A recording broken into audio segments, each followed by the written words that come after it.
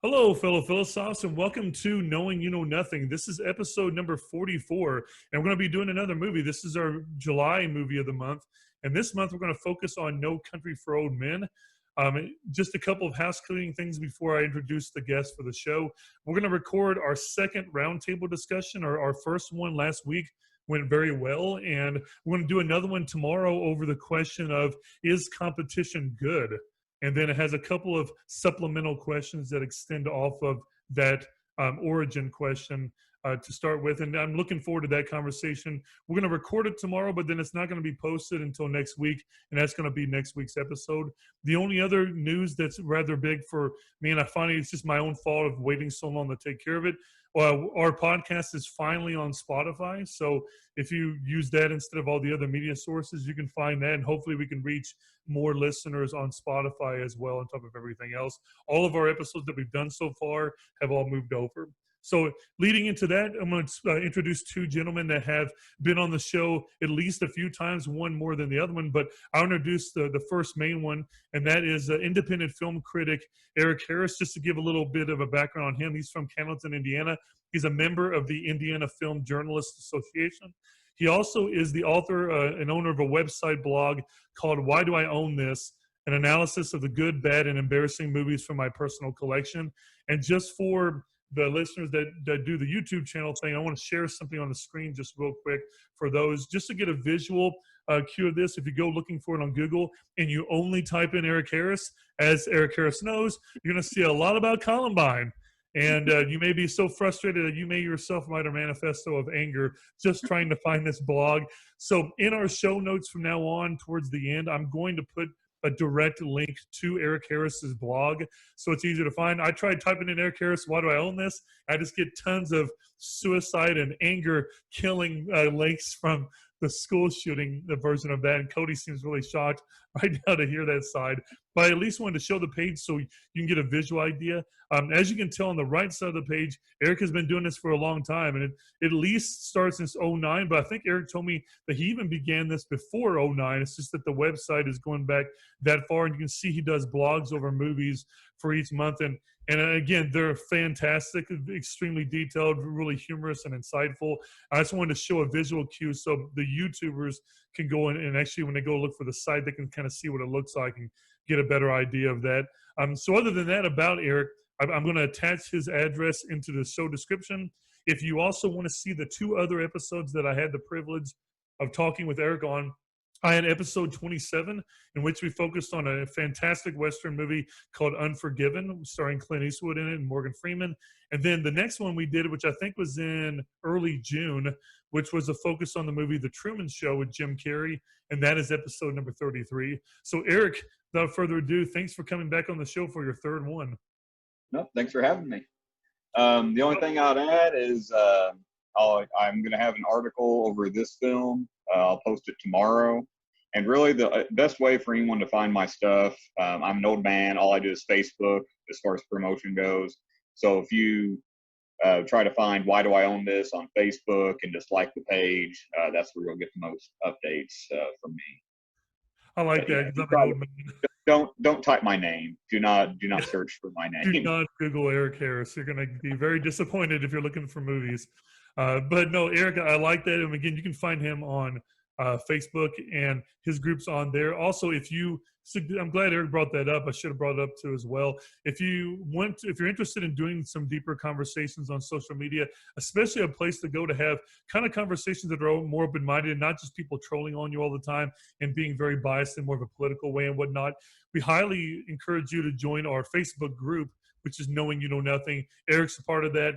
Cody's in there as well too. And I always share Eric's blogs in that group. So if you can't find Eric, you can definitely find every blog. As soon as Eric posts that, I will edit the link on social media and then add his link for the blog as well, and then we'll resend that out too. So this is the third show. My next guest has been somebody that's been on the show maybe 6 or 7 times. I can't remember total. I have recently been on his, as many of you that have followed the podcast, called, I think is the Movie Brothers podcast, which has just started. I'm glad Cody and his brother have started that together. And I had the honor of going on and discussing 12 Angry Men. And it's kind of ironic, Cody, I wanted to have you on because in the episode we discussed the question, what is the value of a human being? And in a way, that question ties right back into this movie that we're going to discuss tonight, even though we're talking about a completely different movie. A little bit of a background on Cody. He's been on so many episodes, I can't even list them out right now, but you can easily go through and find those. He's also going to be on the roundtable discussion tomorrow about competition. He is originally from Logan County, Kentucky, and he goes to Murray State University in Kentucky, and he's majors in mathematics, and he's considering picking up a minor pretty soon. And as I said, he's been on numerous episodes of Knowing You Know Nothing. And again, Cody, it's an honor to have you back on the show, especially not just as a former student, but as someone that, you and I consider you a friend as well, just going through the rest of your life and hoping that you attend more of these. Thank you for coming back on the show. Absolutely. Thank you for having me. I'm honored to be back. Well, I know that with all the technology problems we were having earlier, I think you're just glad to have your iPad working and be on the show. Just to give a little bit of a background, a few other episodes that we did in the past that in some ways even indirectly tie into No Country for Old Men. Like I said, is what is the value of a human life? Our first roundtable. That was episode number 43. We did an episode over stories, which was with the Real Talk a movie podcast guys. The movie Unforgiven, some themes from even that film can maybe be stretched over and applied to this. And as Eric mentioned to me before the show, and I hope he brings up a little later, we did a podcast really early in this, the career of Knowing You Know Nothing, over just order and chaos. And that's an interesting topic to go back and listen to as well before listening to this one. One other source reference before we start the show, and that is, I don't want to take credit for it. I came across a YouTube video by a creator named Logos Made Flesh, and the video is entitled The Silence of God, No Country for Old Men. And as I told Eric before the show just started, that it references a classic film from 1957 called The Seventh Seal. And it has some really powerful moments where a knight is coming back from the Crusades to the Black Death, and he basically confronts death along a beachfront and basically challenges death to a chess match. And in an easy way of summarizing it, and I'm not really doing it justice fully, but he's basically avoiding death as much as possible, the whole thing, and thinks that he can use his free will to avoid something that is imminent or inevitable for that character to do it.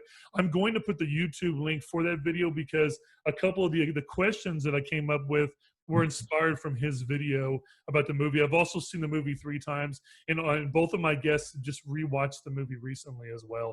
So without further ado, let's go ahead and jump right into the first question. I think a good place to start, I'm going to start with Eric first, and that is just getting what your overall impression of the movie is. And Eric, you have such a wide array of movies that you own, and all the good and bad movies that you've seen in the past that you've reviewed, and humorously, I might add too. Just kind of, where does this movie rank, and what impression does this movie give you overall? And just overall, I love this movie. I just knew I was going to even before it came out because I'm a huge Coen Brothers fan. Own all their movies, even Intolerable Cruelty. So I go deep with them. And what I love about their work in general, but especially in No Country for Old Men, is their ability to make a movie that we can discuss on a philosophy podcast, but that is also just enjoyable. It's just entertaining in general because I watch a lot of stuff, and every now and then I'll watch a movie that I just feel like I'm doing homework while I watch it and just trying to figure things out or just like apply meaning to it and everything like that. And that's fine, but you have to be in a mood to do that. And the Coen brothers usually make movies where it's up to you. You can kind of turn your brain off and just enjoy the tenseness of this film because there's a good hour and a half straight of just nothing but very, very tense scenes and moments. Or you can, take notes on it and then talk about it for 2 hours with a couple dudes, which is, what we're doing tonight. So, it's not my favorite Coen Brothers movie, but just personal preference. Miller's Crossing is my favorite, but this is definitely like upper tier Coen Brothers, and they rightfully finally won some awards, like all the big ones with this one. And yeah, I just love this movie. Well, again, you brought up some things about the movie where you can kind of lose yourself in a movie like this and these Coen Brothers movies, but you can also pick out so many deep psychological and philosophical things. And some of it is speculative because I know in some of the questions I have tonight, I know that we're just us three going to do the best we can at kind of kind of, I guess, sort of profiling these individuals from what we've seen. And I know, Eric, you have a great perspective that you bring, and I just couldn't think of who to have on the show to discuss this kind of film with. And again, Miller's Crossing, I haven't actually seen that movie before, so I'm sure you want to kill me for not seeing it. Could you mind telling me, like, why does that one stand out to you more than even any other Coen Brothers movie? It's their version of a like old timey gangster movie, and I just love the world they created in that film. I don't know, it's just like it's one of those times where it's just like I want to go and live there, and it's really under the radar, Coen Brothers, for most people. And like I said, you've never watched it or probably even heard of it. I mean, a lot of people, when I say that, they're like, "What?" But for some reason, that's just the one I keep coming back to, that I never get sick of watching. But I totally understand if people watch it and say, like, "What? I don't get. What is the big deal with that movie?" It's just, like I said, I just really thought they did a great job of world building for that. And sometimes that's all I want from a movie. Just give me a cool place to just live and escape to for an hour and a half or 2 hours. Yeah, and as you said, that's not a movie that's going to feel like homework to you when you sit down. I'm sure in the business that you're in, you're going to be coming across your fair share that you're going to review, and you don't necessarily really enjoy every moment that you're putting through it. But nonetheless, your writing is really good, and I strongly recommend our listeners to go and read some of those blogs that you do, because I think that they're going to want to keep coming back and reading over and over again, and listening to the podcast too as well. It's funny because there's some aesthetic features that in some films I might even talk philosophically about the soundtrack. In this movie, as you can both probably agree, if you're going to talk about the score, well, I guess There we'd wouldn't be be much to talk the wind. about. Yeah, as I said, there's not like a John Williams type of score in like an Indiana Jones movie. We could talk about how it really enhances the moment. But in a way, I guess the wind factor of the movie also has a type of a meaning to it too that we could discuss. But it just has unique features. And for some reason, when I started this podcast and decided I wanted to do movies from time to time as well, this was just one of the top 5 that I really wanted to do early on. So I'm glad to do it. Cody, same question over to you. Just your overall impression of this movie. I can't remember if this was your first time seeing it, and if it was, what was that like overall just to watch this film? This was actually my second time seeing the movie. I watched it on my own time about a year ago, and I really enjoyed it. That's why I was really excited to watch it again, to come on this show. And I very much enjoyed the movie. It's probably ranked on my it's probably ranked either 3rd or 4th on my favorite movies ever made. And I really like, as Mr. Harris said, I really enjoy how the Coen brothers were able to just immerse you in this Wild West, film noir world, and keep you there for 2 hours and keep your attention on the action. I agree, Cody. And you said about the length of the movie too. It was my 3rd time watching it, and it still just didn't seem that long. It just really kept you captivated. My girlfriend watched it with me this time. It was her first time watching it, and she asked me early on, "Hey, this movie, the violence isn't too gory in this movie." I didn't remember really quickly. I just said, "Well, it's not really that it's gory, but it's very raw. It just feels real." And then it had that scene where he blew the guy's hand that's just hanging by its wrist bone in the hotel room, and then other parts as well too, like his bone hanging out towards at the end of the movie and whatnot. And I was like, I might have been wrong about what I remembered about the movie. And Cody, you would have been shocked if you wouldn't have already watched Logan. I remember back in the past when we watched Logan the first time, and you were just like completely shocked in class to see what some of that violence was like. But that I would say that I did not remember the movie as well as I thought I did when it came to the violence, and my girlfriend was not as happy to see that part of the movie too, but it didn't make the movie worse nonetheless. I guess just jumping into the actual philosophy of the movie, one of the topics that's really interested me over the last couple of years, having conversations with Cody, so it may be easier to start with Cody on this one first.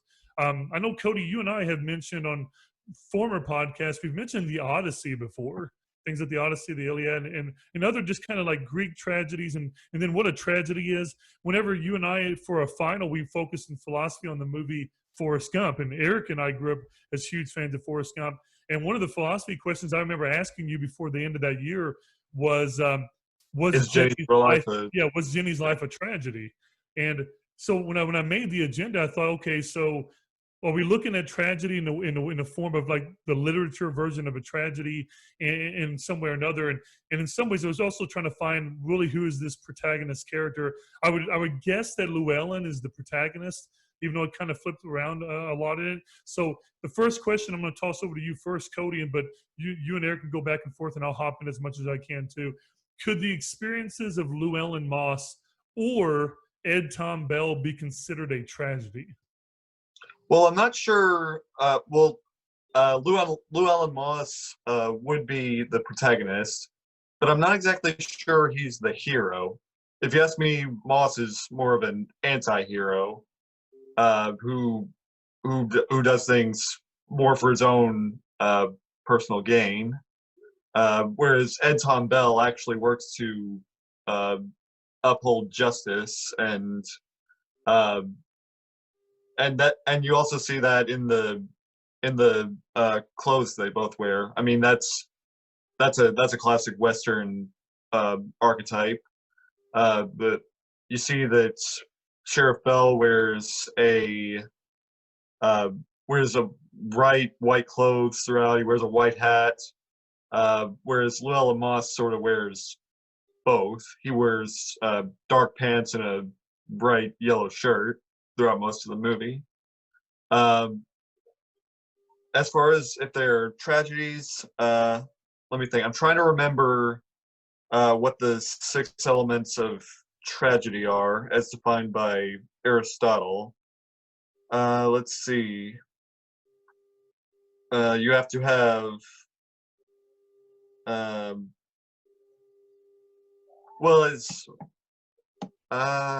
you have to be able to. I'm sorry? I can't remember what they are either.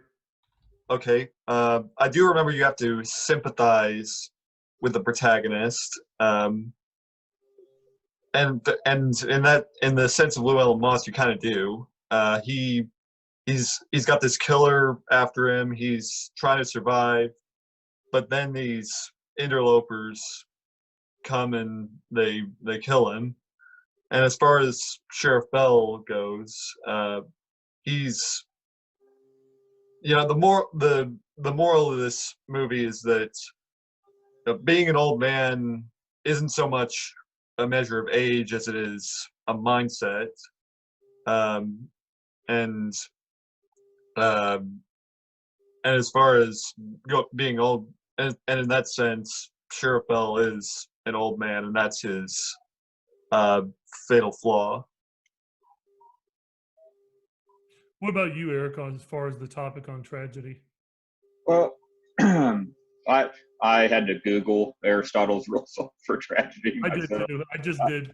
I used to be able. I mean, I used to teach this kind of stuff, but I'm a few years ago. But as I was looking at it, there's one definitely that doesn't fit. It says it has to happen in one location in one day and all this stuff. So, not to get into all that, but one thing I wanted to expand upon that Cody brought up is the idea of being an old man is more of a state of mind than being a literal old man, because there's tragedy in that. Llewellyn dies. I think you forgot to give the spoiler warning, but who's listening to this who hasn't watched it? But anyway, Llewellyn dies. Spoiler alert. His wife gets killed, which is, I would add, even more tragic. There's tragedy. Does his wife get killed? Do what? Does his wife get killed? I mean, it's kind of. Chigurh, he checks his shoes when he leaves the house. That's how you know he killed her. That's what I checked for yesterday too. I watched the way he acted when he left. Because when he kills Carson, spoiler alert, Carson gets killed by him. You see him lift his feet up before the blood gets to his shoes. So there is something about him. He doesn't like to have blood on his feet and everything. So when he leaves the house, you see him kind of double check his shoes. So I guess it's still open to interpretation, but I've always seen that as a sign that she's dead. Either way, she was not having a good life. Even if he does leave her alive, she also has a pretty tragic life ahead of her, because she's not making very many good arguments to let herself live at the end there. Yeah. But back to the old man thing, because that's always been that was just my main focus when I watched this movie. And I know some people, like when I first watched this in the theater, at the very end of the movie, some dude behind me said, "Are you serious with that ending?" Because it just ends with Ed Tom Bell talking about a dream of his dad, and then he says, "Then I woke up," and then just cuts to black. And so I imagine some people were maybe wanting, what really ended up happening with Sugar and all this other stuff. What do you do with the money? Blah blah blah. But I always thought, like, if you were upset by this ending, then you kind of like missed the whole point by, pay attention to the title, "No Country for Old Men." It's not like someone says it at some point, really. Well, his uncle Ellis kind of says something along those lines, but it's more about accepting the world you live in, or in this case, not for the longest time. And that's something that we can relate to so much right now, because a lot of people like to think right now in the world, this is just like the worst scenario we've ever been in as a country, as the world, or whatever. It's just terrible and all that other stuff. But every time I try to think along those lines, I'm like, we did have that, Holocaust. There was slavery in this country for a long time. Just the world wars and all these things. And I'm not going to compare horrible things, but I'm just saying, like, bad things have always happened in this country, in this world. So when Tommy Lee Jones, or Ed Tom, gets all kind of upset and has to quit because he just doesn't understand this world anymore, and his uncle's there to remind him, like, remember how our grandpa or whoever they're talking about got killed, and they just left him sitting there and watched him die and everything? Like, this country's always been violent. It's different, but it's not. Nothing has really changed as far as that goes. So when you get to that mindset, when you get into that old man mindset, it's no longer a country for you, and you have to accept that as soon as you get to a certain age, it's kind of, this isn't your world anymore. Now you're just you're living in someone else's. Because, not to be long-winded here, but I tend to be long-winded, so I apologize. But I was thinking about this, is that I look at what's going on right now and I think, man, if I could just go back to like the mid 90s when everything seemed more simple and all this other stuff. But in the mid 90s, I was like 10 years old, didn't care about anything other than like video games and renting movies. I didn't pay attention to the world. And, while I'm thinking about this, I look over at my kids. I got a 1 and a 3-year-old, and, we had to put a mask on my 3-year-old a couple times, and she just thinks it's kind of like a fun game. So she's going to grow up, and she's not going to look back and say, like, man, that was crazy. The world was so horrible. She's just like, that is the world. And all these people older than her are going to be like, oh, but you don't understand, But I think anyone who tries to look back and claim that things were ever better or simpler or anything like that is just blinding themselves from the reality of this world. And that, in my opinion, is a pretty big tragedy, that you're just lying to yourself and trying to say, like, this place used to be, man, things used to be good. People used to say ma'am and sir and please and thank you. And now look at it now. And Well, I'm like, Ed Tom Bell even mentions that a little bit in the restaurant. Yeah.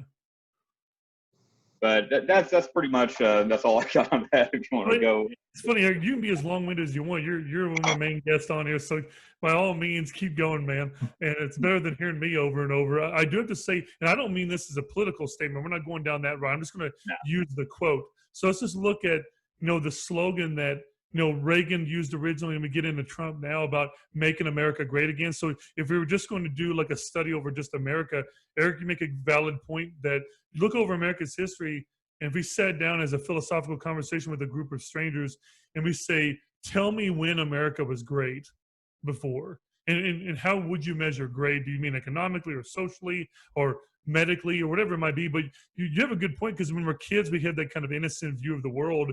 The 90s were not all like a bowl of cherries. From our perspective, it wasn't as serious. And it's weird because you bring up a good point, and come from that old man style. You and Cody both brought up that theme, and I also thought of that this next time I went into the movie. Is like that's kind of, it's not just Ed Tom Bell's character as like the old man. It's like a symbolic of old men behavior of like looking back all the time and wondering why things couldn't be as good as they seem like they were. But I think it's his cousin Ellis that tells him that it's vanity, right? To sit there and believe that the world's going to wait up for you and anything like that. So the world's always had kind of a danger there. I think in some ways because of civilization, we've been cosmetically tricked into believing that we're safer than what we really are. Or and maybe in some ways we can think that we're more safe than what we used to be with civilization, but it's still there. Nonetheless, Eric, I get what your theme is. Cody, do you have anything to add off of what Eric had said? I just want to thank you, Mr. Harris, for reminding me of one of Aristotle's elements of tragedy, and that's imitation. So, if for poetry to truly work, Aristotle notes that the characters have to.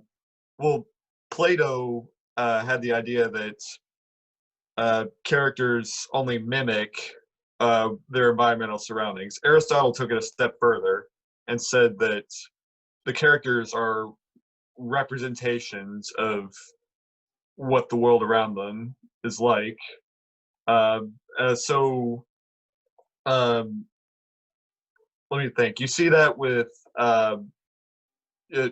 Sheriff Bell when whenever he's talking about the good old days and how times were way simpler,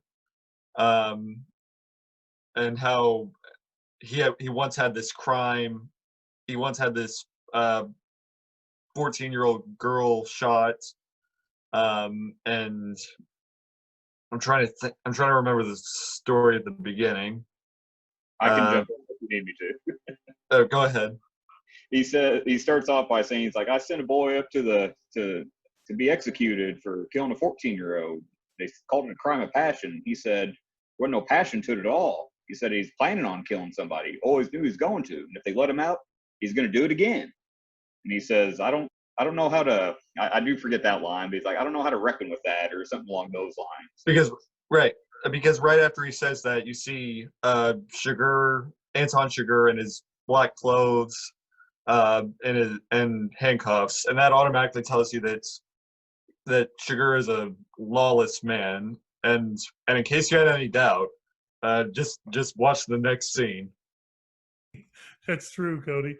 It's funny, and we're going to get into that later. I know I had a section where I wanted to focus on moral code and morality tonight. That's kind of where a lot of my questions are extending from morality in one way or another. And I think one of the trickiest parts, I went into this movie the whole time trying to find out if I had to define what is Chigurh's moral code, if he has one of any kind, what is Louellan's, what is Ed Tom Bell's character. We're kind of looking at that. So let's kind of start by transitioning to another question about an incentive or motivated. And I want to know from what both of you gathered about Anton Chigurh, so the main villain of the movie, which I think, by the way, is an amazing villain. And I think if you go Eric's blog and everything, he would also agree that Chigurh is definitely a great villain character. Now, but Eric brought up something before the show. I'm going to start with him this time because I was really curious going into this movie, what other movies could be brought up that connects to the theme of this one?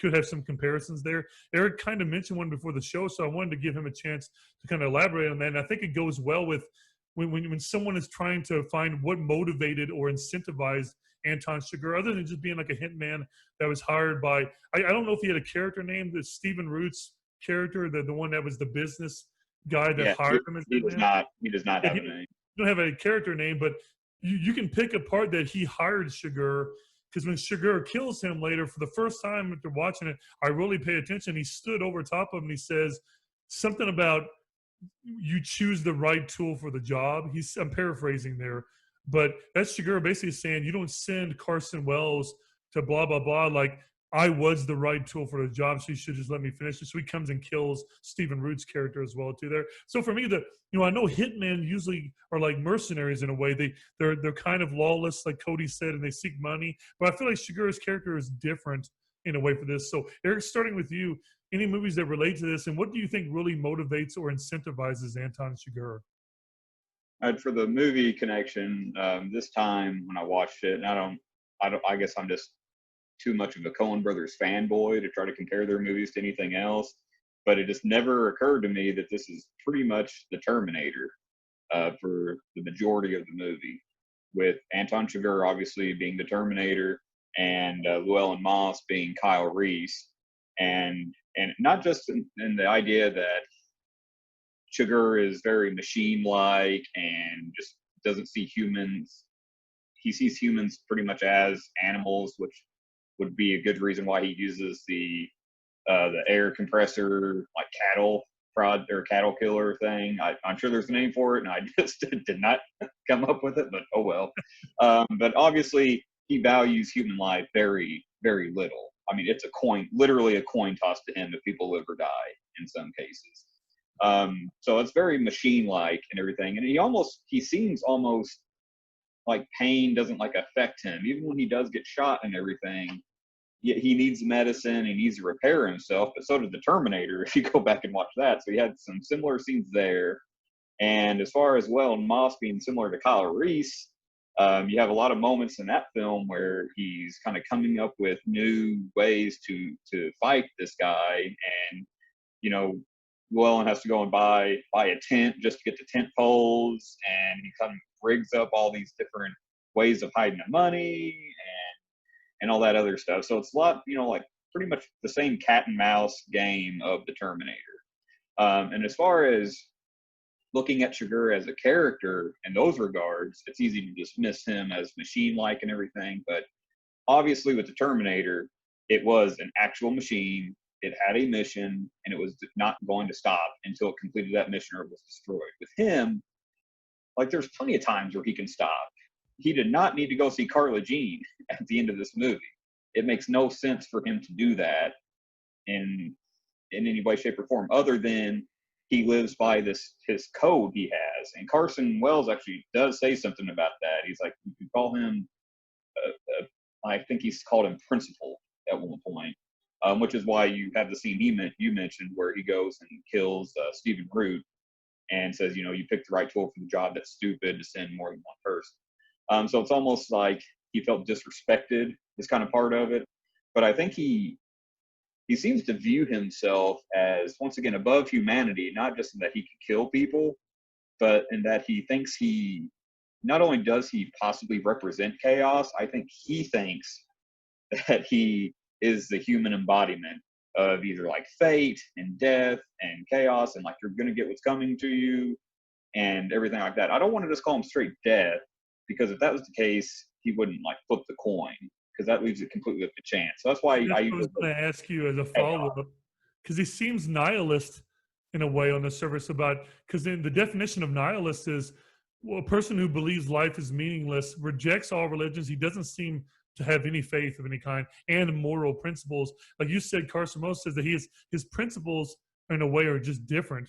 Carson even, kind of dogs him whenever he knows he's going to die too later on. And he talks like he can't be reasoned with.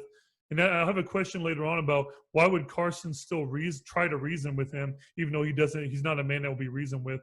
But that's why I bring it before, Eric. I don't know if you're able to answer this, but that's what makes it curious, is that he seems nihilist, but as you just brought up, he still flips a coin. So why is he even giving these individuals a chance at all? I think he just, it's almost enjoyable to him. That seems to be the only enjoyment he gets. And because if you watch with Carla Jean, when she refuses to flip the coin, it is really the only time I can remember him showing much emotion at all.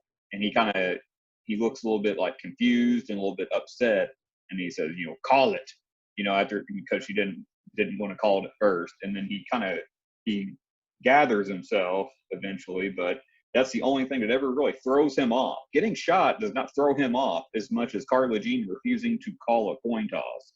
So I think he likes toying with people, and he doesn't like it whenever he feels like they are maybe not going to play like the game with him and everything. So that's why as far as like his beliefs and everything, nihilist, yeah, but I don't like calling him a nihilist, because I think of another Coen Brothers movie, The Big Lebowski, and he's nothing like the nihilist from that movie. That's true. That's a different kind of a nihilist for sure. That's a good But reference. certainly he has he's not going to church, but I can't picture him doing anything. Like you never really see him eating in the movie. I can't imagine just like Yeah, you Sugar don't. get a burger or something. You know, he's just like not. He's not really human to me when I watch this movie. Yeah, just like Kramer on Seinfeld with the bucket of chicken, just sitting there in the bed rocking back and forth. No, but that's what that would have been an odd moment to put in the movie. No, just to kind of, I do want Cody's feedback too, but Eric, just to kind of go back because before the show and in a little bit in your answer, he seems dehumanized in a way. You don't show him doing normal human things. You don't even see him go to the bathroom or anything like. Not that we want to see that, but like you said, even eating and just different things. Like nobody wants to see him take a shit like in the movie or something like that, like a Dumb and Dumber kind of scene. That just would have ruined all suspense in the movie. But I guess what I want to bring up is that, you know, like that guy in the theater that was pissed off, and you said that to you, he just didn't really get it. If you were really pissed off by the ending, you kind of missed the point of the movie. So when it comes to Shigur's character, well, what's the point of his character? In a way, you make it sound like you should look at him as really a human being, a normal human being, and measure him in the same ways that we label other humans. Because even calling him a sociopath is still referring to him as a human. Is it better to look at him like the way you and Cody described old men? Like it's more of an archetype or like a template of, you know, like you said, maybe fate, maybe death in a way, maybe not as extreme as death, but just not necessarily look at him as like a regular human being. I think, yeah, he's just for me, he's chaos personified, Gotcha. and and that's why you don't see him doing anything. But just to kind of go back on the dude who was upset at the ending, someone's like, "What did you want to see? What Chigurh did with the money?" I was like, "You're not going to get that like Stephen Root scene from Office Space where he's like sitting on the beach, you know, getting a drink. Because what is Chigurh going to do with that money? What would he do with that money? Money means nothing to him. It's Yeah. just like he had a job and he likes killing people Yeah. and he likes messing with people. And other than that, you don't really. I can't find any normal. There's nothing normal about the guy. I mean, he Well, does get injured. He does get injured though. I mean, multiple times. yeah. So he's not like, yeah, I'm not saying he is like actually some kind of god came down, you know, like chaos god or anything like that. I'm just saying he's so far gone, so far departed from humanity that he, and possibly in his mind, that's what he is. He is some kind of like agent of chaos on the planet. Yeah. You It's know weird. that So go ahead, Cody.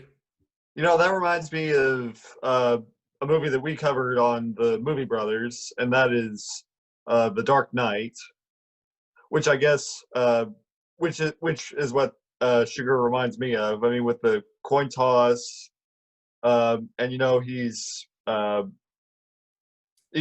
you call him an agent of chaos, and I guess yeah he. Crap, I'm sorry, I forgot where I was going with Okay, Cody, I do have a question I was going to ask you anyway to go off this, and that is, like Eric said, if you, well, I agree with Eric. I don't know if you do, but if you agree that in a way Sugar is chaos in the film, is it fair to assume that Ed Tom Bell's character is the attempt at order? So in a way, Ed Tom Bell's character is order, and Sugar is chaos. And if you do agree with that, because that's what I think it is, then what is Llewellyn? Like, so I guess I'll start first. Is Ed Tom Bell supposed to be order and Sugar is supposed to be chaos? Well, I think in order to answer this, that's a good point. I think in order to answer this, I'll need to tell a little story, that a little mythological story, which I know you've heard, and which I'm pretty sure Mr. Harris has heard as well. And that's the ancient Egyptian myth of Horus. Uh, so uh, the story starts in ancient Egypt with the king Osiris, and Osiris is a good king, but as he gets older, he becomes willfully blind. So he's not able to, or he chooses not to see the things that he otherwise could see. So that leaves him vulnerable to his brother Set, which literally translates to Satan. And Osiris and Set kills Osiris and slices him up into little pieces and spreads them out over Egypt. well, Isis, the queen of the underworld, gathers up all those pieces um, and she gets pregnant off of them. So she gets pregnant. She gives birth to Horus, um, and Horus grows up in the underworld. Now, it's important to note that the underworld is not the same thing as hell. Hell is more of a suburb of the underworld. So, so Horus grows up in the underworld, uh, alienated from his fundamental culture. Well, eventually, the time comes for Horus to step up and uh, take back Egypt from Set. So he does that. Now, Horus is often represented as either a falcon or with a third eye. Whereas Osiris was willfully blind, Horus is able to see more. So Horus goes, confronts Set. Now Set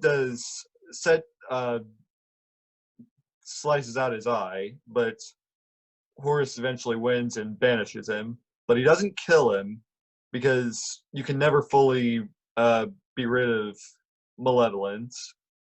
But Horus banishes him. Now the Egyptians could have ended the story there, with Horus putting his eye back in and taking the throne. But that's not what happens. Instead, Horus takes back his eye, returns to the underworld, gives his eye to the remains of Osiris. Osiris regenerates, but he's no longer willfully blind, and he and Horus are able to rule Egypt together, and they all live happily ever after the end. So, so you kind of see the same thing here. Ed Tom Bell is for all intents and purposes Osiris. He was good. He was good in his day. He was able to uphold justice, but as he gets older, and I mean that mentally, as he gets older, he becomes less able to uphold the law, opening the way for Sugar to come in and kill all these people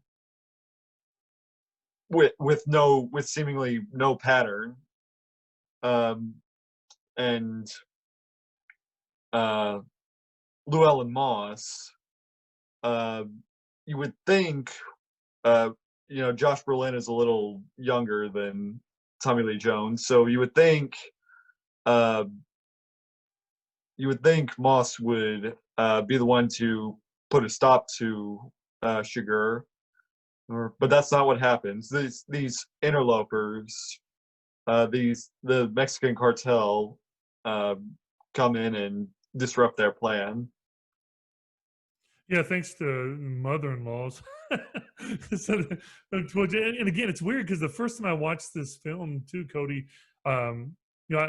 it's easy to kind of forget about the Mexican cartel off to the side because they're looking for their money and they've been chasing him down as well too, because there's such a focus on the really good villain character that is Sugar's character too. And Cody, I appreciate that like Egyptian mythological story and tying that in to discuss the balance between the justice and the chaos. And in a way, it's like you said, you're never going to be able to fully escape the chaos. You might say, it's like you both said about Moss's character, is that he tries to evade it as much as he possibly can through most of the movie. And again, just to kind of finish up on Sugar's side of the character, something else I was thinking of before that I wanted to share. This might be more, Eric might have seen this, and Cody, I don't know if you've seen it because I think it might be an HBO thing. But I'm trying to think of an antithesis of a character that's completely the opposite of Sugar. And I thought of that TV show Barry. Have you heard of that before? Yeah, it's a comedy show, but it's also has some serious elements to it. But it's funny because it's like a humanist side of like the serial killer, because like it shows he's super emotional when he struggles all the time with the killing and all these other people, and it's just a weird kind of opposite look. And you're right. If I look at qualities of that show of like Barry, you don't see any of those kind of qualities with Sugar. Now, just to kind of combine both of these guys to finish up number 3 on our discussion, and that is Llewellyn Moss and Ed Tom Bell. I guess in a general sense for both of you, what really motivates Llewellyn? Because I feel like Llewellyn, like you said before, him and his wife don't really have like they're not wealthy. I mean, they live in like a trailer, and she works at Walmart, as she says earlier. You can tell that they kind of financially struggle, and then he comes across $2 million. I think that the movie set sometime in the 70s, like maybe the late 70s. I mean, $2 million even today's a lot of money, but back then it's even more of a quality to see that. So to me, I'm bringing up, if I was going to say what motivated Llewellyn, is he supposed to be like us? Is he supposed to be like the average person that more than likely, if you found the money, you would probably try to keep it? And Cody argues that in a way, Llewellyn is an anti-hero in a way, in that he actually thinks more selfishly in the end. And heck, we even see that with Sugar. When Sugar kills, Moss's wife, he's even his own moral code. He's like, I'm keeping my word to your husband, because he chose that he could have saved you if he just would have turned the money in and been killed. He wouldn't have killed his wife. In some weird way, I think that Sugar would have held to that standard. I don't think that Sugar would have killed his wife in his own little way. I mean, in a way. So I guess, Eric, going back to you, just with Llewellyn's character and Ed Tom Bell both, what is it that really motivates both of those characters? Well, I see Llewellyn as probably the simplest character. I mean, he just happens upon some money, and he's resourceful. I mean, I'm not saying like he's dumb or anything like that. I mean, very resourceful and everything. But he happened upon some money, and he wanted to keep it. And then at some point, he does get that conversation with Sugar where he says, you just did it, buddy. I'm going to make you a special project of mine. And then, he ends up getting killed randomly in the hotel. So I actually, now that I think about it a little bit more, I think Llewellyn actually is kind of another agent of chaos in all this, although unwittingly. I think that Sugar seems to think that he feels like he is this chaos, and he's going to flip coin and all that stupid stuff. Whereas Moss was not meant to find that money. Like, this was never supposed to happen. He happened to be hunting that day, came across the deal gone bad, and it's all just happenstance. Like, he was not out to do anything. In what other circumstances is this man the main character of a movie? And yeah, so like hero, yeah, definitely. I mean, there's nothing heroic about just like found some drug money, want to keep it. Like, oh, go, buddy. I mean, that's an inspirational story. Yeah, he's not trying to do anything great here. Yeah. So he's also, and this is why I love the Coen brothers. I feel like they gravitate towards material like this. Is they love just like coincidence or just randomness that doesn't necessarily need to be explained. It's just like, this is how the world is. People just walk into places that they weren't supposed to be, and then all kinds of shit happens afterwards because of this. And they just love to kind of focus on things like that. And for Ed Tom Bell, like we've been saying, he is order and everything. He's the one seeing all this going down and just being like, what has happened to this world? There used to be a time where a sheriff didn't pack a gun, and now look, what is going on here? And like I've already said about him, that I feel like it's more for him a personal thing rather than it is actually responding to the world. It's just for him, the world has changed and he doesn't know how to reckon with it. But he definitely tries to represent the order, and in this case, the futility of order, because he accomplishes nothing. He follows them around and he retires. He doesn't save anybody. Everyone that he talked to or is going to try to save or protect, they're both dead. So he was really useless in this film, other than being the representation of the titular old men from the title. And one thing I do like to bring up as far as the order versus chaos thing, just a visual thing that the Coen brothers did. So Chigurh goes and messing up, we said Chigurh never eats or anything. He does drink milk. He stops and drinks milk. He sits on the couch. Sits there and drinks milk. Does he drink the milk, or does he just hold it? He just holds it. So I guess you could say like he's pretending to be a human. We don't know. Yeah. No, that's a good point. That's seriously a good point. it seems like he's just like holding it, trying to pretend like this is what you do as a human. You sit and drink milk. But I bring it up, not to get into that, but I bring it up because when Ed Tom Bell and then his deputy, who the Garrett Dillahunt, awesome, by the way. God, I love him. Oh, yeah, I love that actor. He's great. When Ed Tom sits down, just goes ahead and drinks the milk and says, you know, what are we going to do? Put out an everyone beware person who recently drunk milk, you know. But when he's there and he holds the milk and he looks at the TV, it's the same exact shot, same exact spot that Chigurh had been sitting in moments before.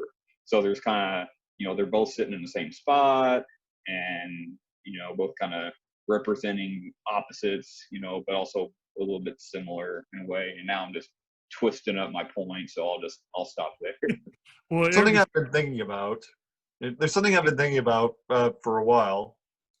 You know, most of these classic Western movies portray a clear vision of justice. Would you consider Sheriff Bell a classic Western hero in a noir film? Yeah, and actually, you know, I like how you bring up, you know, like the classic Westerns and everything, because it's almost like his character has been taken out of a normal Western and then thrown into this movie, and he doesn't know like how to respond to it. Like his mentality and just how he holds himself would fit right in Tombstone, but in No Country for Old Men, he doesn't know what to do, and it really causes him to basically question his whole existence. And Eric, just to build off of your character earlier, that was a great question, Cody, and good relation in that topic. Starting with Bell first, that kind of aimlessness or that sense of lack of accomplishment throughout the movie, because you're right, he doesn't really do much. And I think there are 3 times separately that he's asked to go back to the crime scene where the drug deal went down. And he even says, you know, are there any at one point he says to the deputy, are there any new bodies that were there before? And there weren't. He's like, well, I guess I don't need to go then. And he talks about how kind it is for the DEA agent to invite him out there. So he has these opportunities to go kind of see where Chigurh and all these other things that happen, but he never goes. And you make a good point. It's weird because I was going to say that the second most fascinating character in this movie is really Ed Tom Bell to me. I really liked watching his character and just mentally what he's going through. But it's funny to say that now because he doesn't really accomplish a lot throughout the movie. I do think that there's kind of that powerful scene, you know, whenever Moss is killed, and remember they mentioned that Chigurh goes back to the crime scenes again, where things happen, and there's just something unnatural with that. So he goes back to that motel and he sees that the lock is punched out. And I saw that the YouTube guy mentioned earlier, he says that the lock being punched out and the fact that it's the same on both sides is also kind of symbolic of the coin by chance, because Bell knows he's outmatched and he's always like behind Chigurh all the time.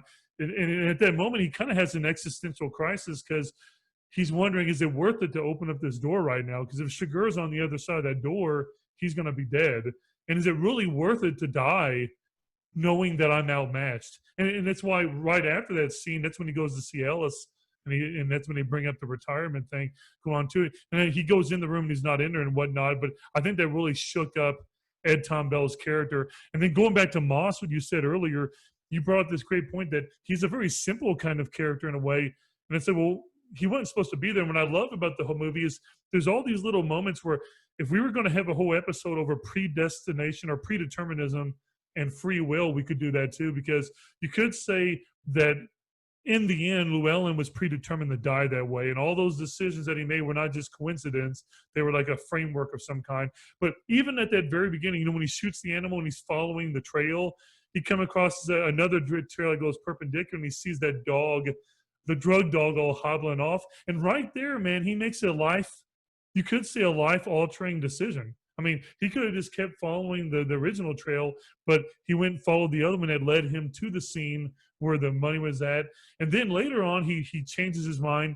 And this is where I was going to try to sort of disagree with Cody, that maybe he's not necessarily a bad guy, because even at his house, he thinks, I need to give that guy water. Remember the guy that was asking for water? He fills up the milk jug of water, and he goes out there, and that's whenever they find his truck and Then they start knowing how to trace him. If he never would have went back out there, maybe they never find out where he's from. And those are just two of the early ones, those two first early decisions he makes.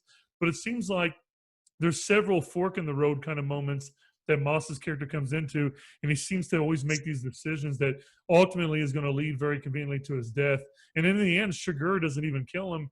It's the Mexican cartels that kill him. And sadly enough, the woman that was like drunk hitting on him at the pool, she dies a horrible death too. And it's like, even right there, if he would have went and had beers with her, but instead you could say, well, he's still seen as a good guy, because in that moment he could have cheated on his wife, yet he says, I know what beers leads to. And she tries to argue with him, and then the More next beer. more beer, as Eric's conveniently drinking on the video.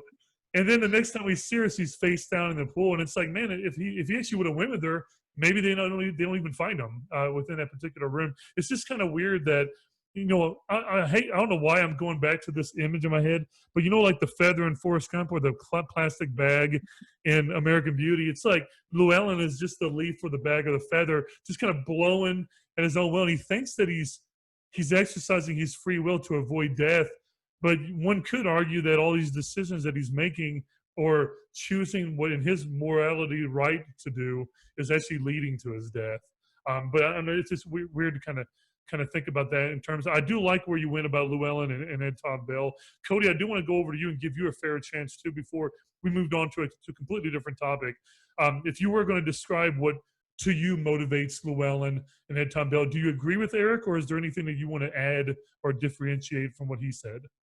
I do agree that Llewellyn Moss is very adaptive. He's very good. He's a survivor. He's very good at using his resources to survive. But some things he's not able to adapt to. He didn't see that. He didn't see the cartel coming. Although I guess we kind of did. It was foreshadowed at the very beginning. The guy in the car says, "I Lobos," which translates to "there are wolves," and that's a reference to another story called the Interlopers. Can I give you a quick summary of that? Yeah, of course. Go ahead. So what essentially happens is there are these two guys who are fighting, and it starts to get really violent, and this giant log falls on both of them, so they have to work together to pry it off. So they do that, but then these wolves come up and kill them. So that's the reference. There are wolves, but then you see these. But then you actually see that there are all these dogs here that most of which end up dead. I mean, and that's another classic Western archetype known as a kick the dog moment. So which could literally involve kicking a dog. You definitely see that with Llewellyn when he's running from the dog that's chasing him into the river. But you also see that with Sugar when he's driving by and he just shoots the crow. So you automatically see that Sugar is not in this for the money, or he's not in this for the reason that most people would be in this for. But what motivates Sugar? That's a good question. Let's see. It's hard to say. But another reference to the Dark Knight is when the Joker burns all of his money, so he is not in this for the same reason that all those other criminals are. And Sugar too. I mean, he blows up his car. He kills the guy who hired him. And he doesn't really seem to have any pattern of killing. I mean, he shoots that crow, but in the motel he leaves the cat alive. So it's really hard to say what motivates Sugar, but I can tell you what makes him what changes his mind about all of it, and that's after the car crash. When his bone is sticking out and he has to get those two boys to help him. That at that point, Sugar becomes an old man, in the sense that Sheriff Bell is an old man. And as far as Sheriff Bell goes, he quotes the Torah in that one scene. We will commit ourselves daily. I don't remember what the exact quote was. And he's going to commit himself twice daily, maybe even 3 times. So he's obviously motivated by justice, like the classic Western hero. But sometimes motivation isn't enough. It's weird because you get some really good tie-ins to these different stories and the Dark Knight reference, and Eric brought up the Terminator earlier. Just to go back and build off of what you said, Cody, and going back to the Seventh Seal again, throughout the movie, the Knight is playing, like I said, chess against death. But like Sugar, in a way, Moss is evading Sugar throughout the movie, and Sugar does trick Moss using the transponder, other little techniques that he used. But in the Seventh Seal, about halfway through the movie, Death, tricks him. I would say not even halfway. Early on, he tricks him into basically giving away what his moves was going to be Death. And in the end, even though the Knight wants to give up playing the game, Death doesn't stand for it. Much like how Eric described Sugar about you can't just avoid playing the game. The store clerk at the gas station sort of bounced around, and Sugar didn't like that. And then, of course, Moss's wife does the same thing. Because in the end, Death knows no matter what the Knight's going to do, no matter what moves he makes, it's inevitable that he's going to get him.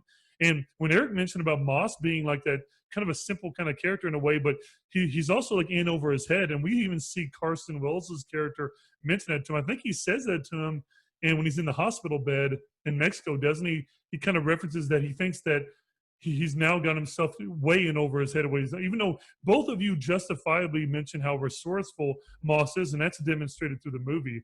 But now it's like Death has already set its sights on Moss, which is Sugar in a way, much like Death and the Seventh Seal. And there's no matter way he tries to avoid it.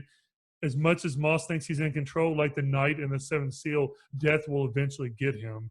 And who he's connected to as well. So, Cody, I do like what you had said about both the sheriff, and I like that the justice part about the sheriff, and there's a little simple one. I think that thing you mentioned earlier, it was cool how you said that there's only, and Eric piled on that by saying it's almost like he's taken from an old Western movie, like a spaghetti Western or something, and it's like thrown into this kind of a world, and he just doesn't really know how to respond to it. I have a devil's advocate question for you. Go ahead.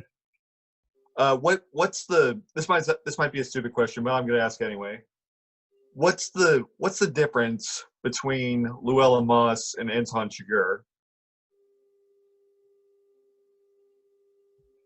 You could say, well, there's I guess you can say I'll start simple. I'll say that Llewellyn is motivated by different variables than what Chigurh is. You could say that Llewellyn is obviously more humanistic. He has like a love interest in the movie with his wife and whatnot and his family. He does focus on money, whereas Chigurh could care. I mean, I guess that we shouldn't say he could care less about the money because he is ultimately hired to go to do that stuff. But Eric made a good point earlier. He's hired to do it, but it's like he enjoys the act of killing anyway. Whereas I don't think that Llewellyn necessarily enjoys that. Eric, do you want to add any differences in between Llewellyn and them? I can see where you're going with, there's some similarities, because what I really picked up on this viewing was we're introduced to Chigurh killing, or right before we were introduced to Llewellyn, I should say. That's when Chigurh kills that old man by pulling him over, and he kills him. And then immediately we go from that to Llewellyn aiming a gun at an animal, and he's trying to kill an animal. And as I've already said, I can see Chigurh, I think, views killing humans as he's just killing animals. He's not killing like an actual consciousness. It's just meat to him, which is all that was to Llewellyn. He was just killing that animal for meat. Not that Chigurh was going to eat anybody, but you get my meaning. So I think they are set up to be seen as pretty similar. I would say thematically, I guess the big difference between the two is that, and I'm kind of repeating myself here, but I see that Chigurh is like, once again, he kind of views himself as like an agent of chaos, and where Llewellyn just doesn't know that he's kind of bumbling into things, but their effect is the same. Honestly, it's because Llewellyn is the cause of all of this. Really, if he had not gone there, none of this happens. And Chigurh is just more intentional with the coin tosses and things like that. What about you, Cody?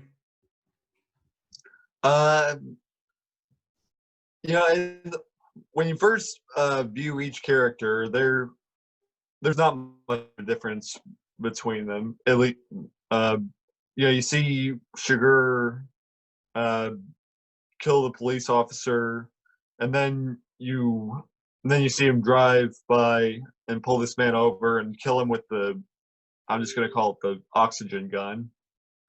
But before he does, he tells him to hold still. And you know what? And do you remember what Moss's very first line of the movie is? Yeah, so still. So that automatically establishes Moss as the foil for Chigurh. But then you see that he finds this deal gone wrong, and he looks for the last man standing, only to find him under a tree with the money by his side. So then Chigurh is hired to get it back, but then he turns on the guys that hired him. I'm not sure Moss would necessarily would exactly do that. Maybe he would if it came down to his survival, because he's very adaptive. And Cody, I will say that on another similarity, even though it's a very obvious one, Eric brought up earlier in the show that we see Chigurh healing himself, but we also saw a big scene where, you know, Llewellyn has to do the same thing. He has to fix himself up. It's not maybe as bad. Go ahead, Cody. That's another difference I noticed. You know, Mr. Harris noted that even though Chigurh has to stitch himself up, he has to wash the blood off of his hands, he never seems to feel pain, at least not until that very last scene. Whereas Moss is running down the street, you see he gets shot in the back a couple times, and you can see that he's in pain. He even buys a coat from some teenagers walking down the street and takes their beer. So then you see him in the hospital, whereas Chigurh just goes to this pharmacy, and he raids the pharmacy and stitches himself up. So in that sense, maybe Moss isn't as adaptive as Chigurh is. Yeah, maybe not. Or maybe I thought about this the first time I watched the movie. Maybe Moss is more physically prepared than mentally prepared, whereas Chigurh is the opposite. Possibly. And you brought up that thing about the money. I forgot about that part too, Cody, is, in the end, Sugar, when he's injured, those kids that kid gives him a shirt, and he gives the kid, I think, $100 bill.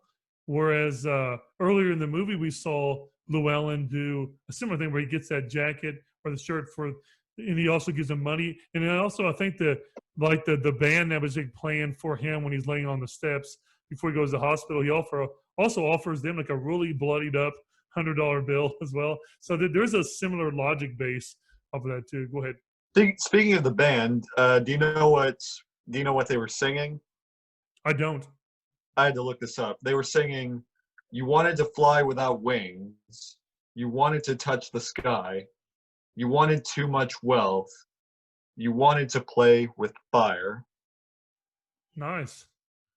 So that's another foreshadowing element. You see it in the hospital that he clearly underestimates Sugar and what he's capable of, whereas Carson Wells compares him to the freaking bubonic plague. Yeah. But I mean, obviously that's another Greek reference, if you want, to the story of Icarus, who underestimates his situation and flies too close to the sun and crashes into the sea. You brought up that Black Plague part earlier too, and just like the plague killed indiscriminately in a way that we think like Sugar kind of kills indiscriminately in the movie. I'm going to transition to a different topic. Some of the questions we've already covered tonight, which usually happens whenever we go through these. So I'm just kind of sporadically go around. Here in the future, I think August or September, I want to do another philosophical focus over a particular theme. I haven't done one over like order and chaos and utilitarianism and those for a while, but there's one called consequentialism, which is exactly the way it sounds, has to deal with consequences and whether or not things should be judged morally by however the consequence goes. So kind of an ends justifies the means sort of way of looking at it. So for our novice listeners and people that are new to philosophy, the definition is the doctrine that morality of an action is to be judged solely by its consequences. So just to put both of you on a devil's advocate spot here, I just want to do one argumentative question about consequentialism with the movie. So since we know what happens in the movie, we know that in the end, Llewellyn Moss does get gunned down by the Mexican cartel. His wife is going to get killed by Sugar. So we understand that if we're just only going to focus on Llewellyn, and now we know what the consequences were of his actions. So we go back to the beginning of the movie. If he does something at the beginning that, I guess taking this money that was between drug cartels, maybe you might not necessarily say morally that was wrong. Could you guys say that? I guess the question I'm wondering is, if we're using consequentialism to argue whether or not Llewellyn was morally good or morally bad throughout the movie, knowing the end result of his actions, is Llewellyn good or is Llewellyn bad? I'll start off. If you're going by that, then bad. I mean, because he ends up dead and he ends up getting his wife killed as well, and not to mention, I mean, you can put a lot of other deaths on his hands. Then, if we're really saying like, if it's all because of his choice, then every death afterwards is a consequence of his action to take that money. Which I don't like consequentialism. I don't either, but it's an interesting topic. I don't agree with that. But yeah, devil's advocate thing, I see where you're going with that. But I don't think it's fair to judge anyone really. I mean, he knew, but I'll say this: I don't think that he would have any issues with necessarily what happened. I think you know what you're getting into if you take millions of dollars from a drug cartel, even if they've already killed each other. Like that's not winning the lottery. Okay, Yeah. You accept that there's going to be some shit's going to go down from you taking it, which is why he tries to stay one step ahead of everything. But yeah, in the end though, yeah, I would say that if we're going by that definition, then Llewellyn is a bad person. Well, it doesn't in the movie. Doesn't Sugar even say is either the Carson or someone? He says, if you knew the rules in which you played by led you to this or led you to whatever it was, would you still play by those rules? So in a way, if Llewellyn could in some way know what all of this was going to lead to, like all of these deaths because of the decision that he made, in a way, would Llewellyn have played by those rules? Would he have done the same thing? But Erica, I'm with you. I don't agree. I don't like the consequentialism thing, because I think that there are free will to our actions, and I think we have a chance to choose and divert things that are going on. So that tells me in a way, Eric, that if we were just going to argue that question without using consequentialism, do you think in general Llewellyn is a good guy? Man, good is such a relative term. Yeah, it is. It's a very subjective. I don't think he's not evil. I'll say that. And like Cody already called him an anti-hero. And I just when you said you kind of disagreed with Cody by saying that, oh, I think he's kind of good or whatever. Being an anti-hero doesn't mean you're bad. It just means you're not the typical, like, I'm doing this because it's right. Gotcha. You're not like Captain America. Yeah. So he's not a bad guy, but he's also not the greatest guy either. But I don't know. I mean, out of the movie, between him and Chigurh, he's definitely like good. But if he was really, really good, he would have saw the danger in getting involved in that situation, and he would have walked away. Because that's just kind of like where my mind goes with it. It's all about Carla Jean with me, especially when Chigurh pretty much tells him, "I'm going to go kill her, no matter what happens. I'm going to go kill her, unless you come and bring me this money." And then he has to get all macho and be like, "Oh, you're my special project, buddy." Then he's going to go have beers and die, by the way. But when I think about, once you have a family or a significant other, if you ever think of anything you're doing is going to put them in danger, then in my opinion, the good move is to not do what is going to put them in danger. It's not worth it. But he didn't think that way. He thought, man, we need some money, and this could really change our lives. And it did change our lives, because they're both dead. But I guess in a devil's advocate way, Eric, if he sees in like a fiscal way that he can improve him and Carla Jean's life, if he can somehow get away with this and get away with, no matter how much he's diverting. I know that's a far-fetched idea, because in the end they both die. So I wouldn't say he's completely being selfish, but in a realistic point of view, you make a great point, Eric, is that whether you're just married, but especially if you're married and you have kids too, if your decisions are going to highly affect someone that's that close to you, you have to consider the well-being of those other people. Cody, what about you on this particular topic? Just kind of jumping in, just where do you stand on this whole question? Going back to the mariachi song, Moss did tempt fate, like Icarus, but I agree with you, Mr. Harris. Moss should have been worried about Carla Jean, but it reminds me of Carla Jean's attitude about Moss. In the very beginning, you see her like, "Hey, well, where'd you get the money?" And Llewellyn just like found it, and then she just says, "Fine, I don't want to know. I don't even want to know where you've been all day." But in the very next scene, Carla Jean starts to worry about her husband, and really starts to worry about her. So I think that automatically establishes Carla Jean as the archetypal damsel in distress. Yeah. So waiting for Llewellyn to come back and save her, but that doesn't happen, and eventually Carla Jean has nothing left to lose. So in that sense, you're right. Moss isn't a very good person in the consequentialist sense. Yeah, and building off of what you said, Cody, Carla Jean really is at the mercy of Llewellyn, because one could argue she could have used her free will and just not did what he was asking her to do. But like we would have seen, if she would have stayed at the trailer, she would have been dead. She goes to her mom's. Sugar is eventually going to find her at her mom's, and she does try to leave whenever he asked her to leave. Where was it that he asked her to fly to or drive to? I can't remember. It was El Paso. Was it Del Rio or El Paso? Something like that. Something like that.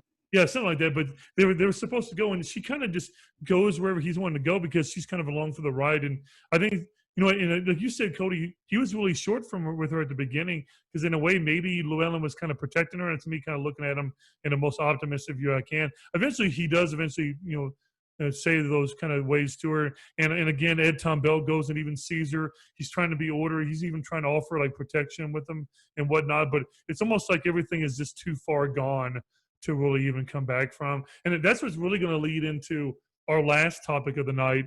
Why was it that? Sorry. Why was it that Carla Jean didn't tell Sheriff Bell where Moss was or what he was doing the first time? She did over the phone, but not in person. I'm not sure. I wonder why. Why do you think that she did that? Because to be honest, I'm not 100% sure why she would be so protective. I think it's just they probably have a standing rule in their household: you don't talk to cops. That's just where I went with it. It's just kind of like, Also, she's ignorant of Sugar. If you think about her, up to that point, she's not met Sugar yet, or even like really heard about him. So for her, in a relevant way, the police would be the biggest threat that she's aware of. And like Eric said, based on precedent, she might have been taught to not say anything nonetheless, and until he guarantees that he can protect them. Well, when Llewellyn calls her later on and she says the sheriff came to see me, and he says, "You didn't tell him nothing, did you?" She goes, "What did I know to tell him?" Good point. She didn't have much to tell him, because she'd been kept so in the dark that she didn't really have any good info anyway. See, that just builds off of your argument, Eric, earlier about having a family and being considered. Because if she really is the damsel in distress, like Cody said, whenever you'd walked away there, I know you were still listening, but if she really is that way, then she's ignorant in the way of knowledge and knowing what the truth is of what's going on for the most part. And she's also at the mercy of what Llewellyn's decisions are. So if she dies at the end, in a way, Sugar is right. I mean, she really is dead because of Llewellyn. We all know that. And one could argue that death should weigh on Llewellyn's character, maybe even just as much as it does on Sugar for killing her, because he kind of brought him into that. Going to another topic, I wanted to kind of shift to optimism, and one that kind of, it's a small one. I don't expect us to spend much time on this, but I do want to spend a little bit of time on Woody Harrelson's character a little bit. I love him as an actor anyway, but he's not in this movie for very long. But he does play Carson Wells. From what I read, another hitman of some type. But I guess he's kind of sent in to intervene, and in a way, maybe he has a humanistic quality to kind of find Moss first and tries to reason with him. And he even says to Moss that Sugar cannot be reasoned with. He has different kind of principles and whatnot.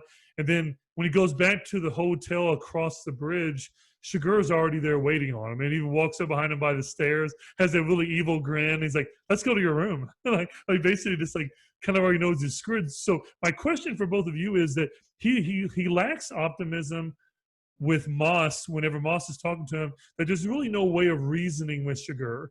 However, when Sugar does confront him and then they go into the room before the phone call, before he ends up shooting Sugar, Carson Wells kind of contradicts himself, and he starts to try to reason with Sugar with money. So he does offer him twice that the money could be his. He could easily, he knows exactly where the box is at, and Sugar's not even fazed by it. So Cody, I'll start with you first. Despite this lack of optimism, why do you think Carson Wells still chooses to reason with Sugar? I'm not exactly sure. I think at that point, Wells knew that he messed up. I mean, the thing that sticks out to me from that conversation was Wells remarks do you have any idea how crazy you are? And Sugar remarks, you mean the nature of this conversation? And Wells says, I mean the nature of you.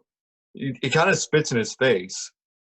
But I almost think at that point, Wells knew he made a mistake. He knew that choice of words was going to be the death of him. So, which it kind of was, or maybe it wasn't. Maybe Wells was going to die anyway. But as to why he offered him the money, maybe he just wanted it to be over. I mean, if you're comparing him to the bubonic plague, that is something you kind of want to end.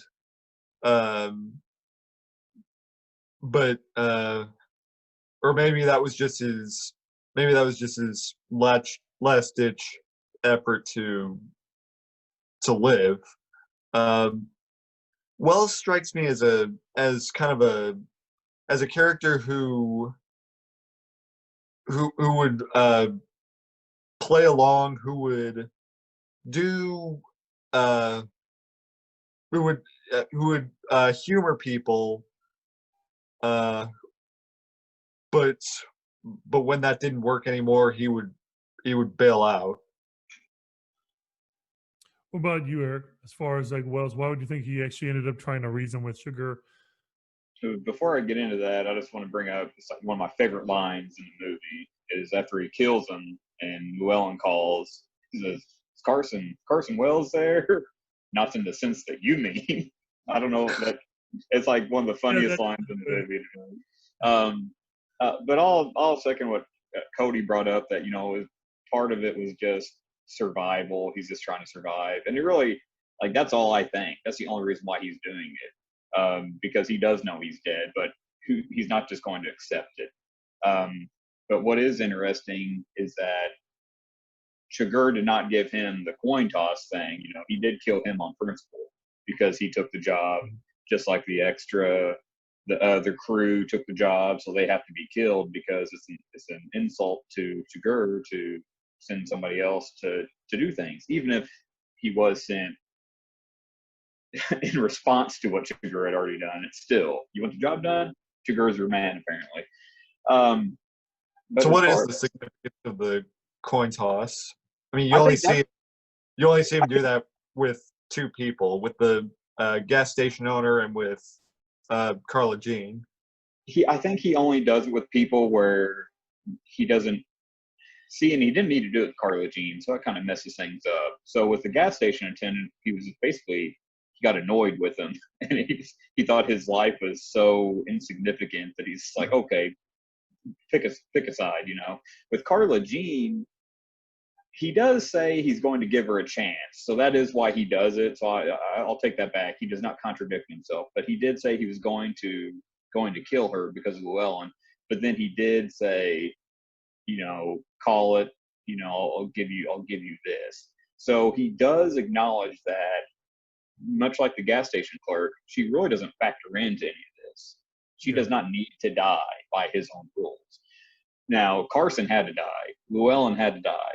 Pretty much everyone, most of the people that he kills, they had to die either because they broke his principles or because he needed them for transportation, to get out of jail, or whatever.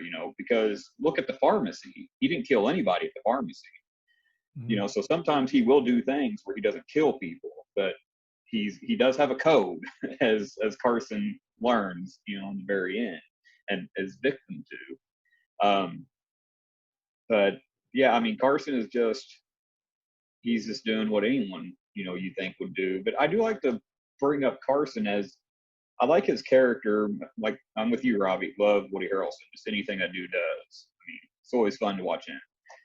But on top of that, he is like the normal version of Chigurh, because he just tells him, he's like, man, I'm a day trader.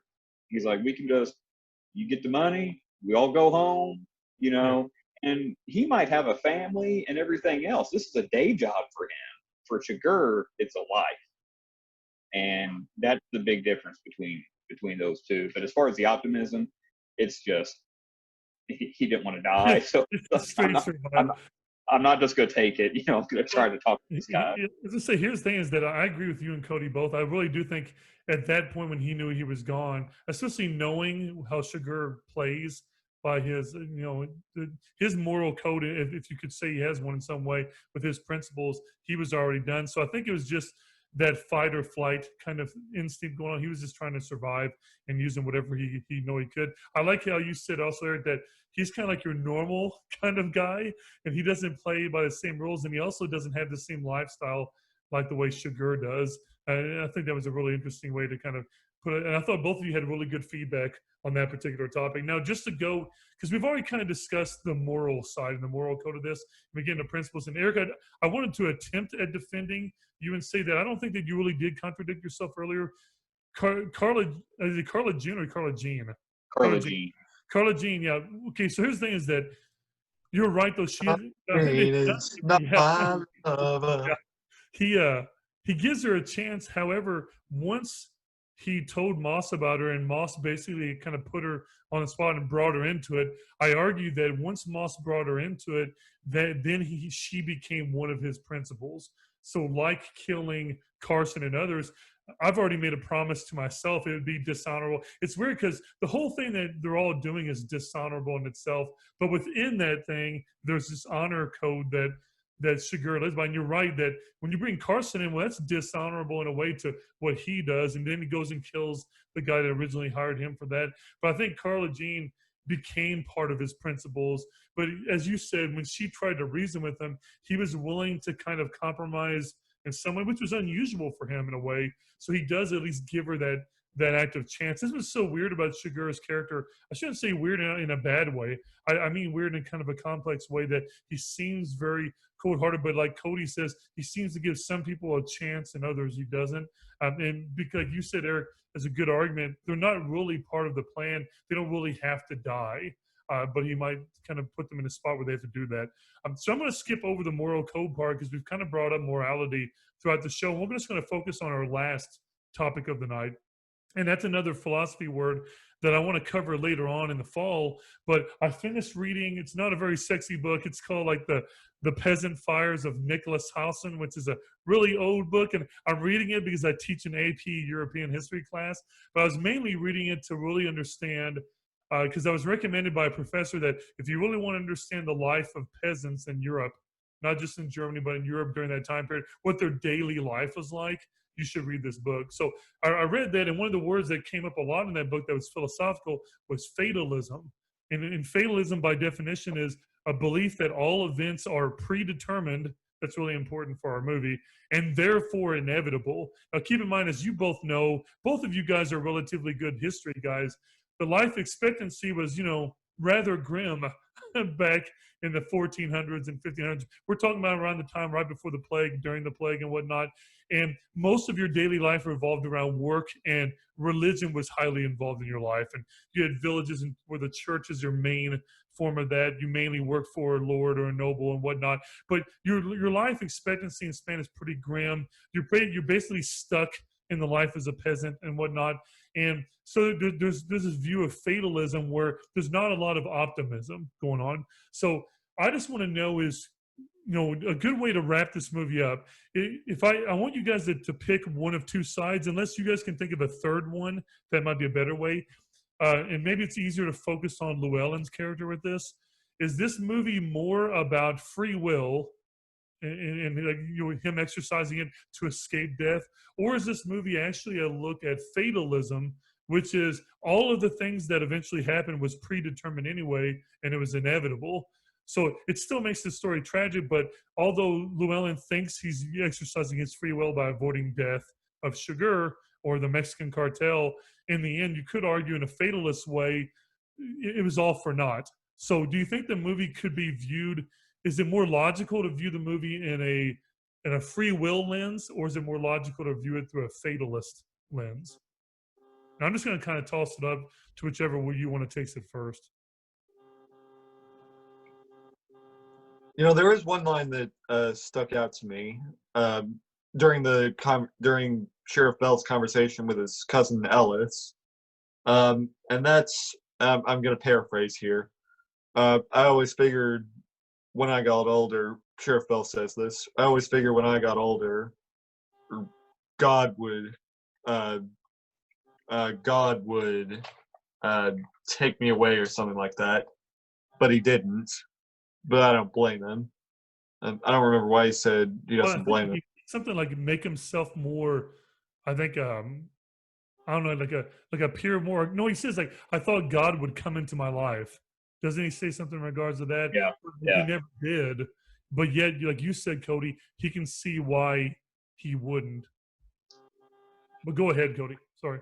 So that automatically indicates that there is some aspect of divine intervention somewhere in this, and I guess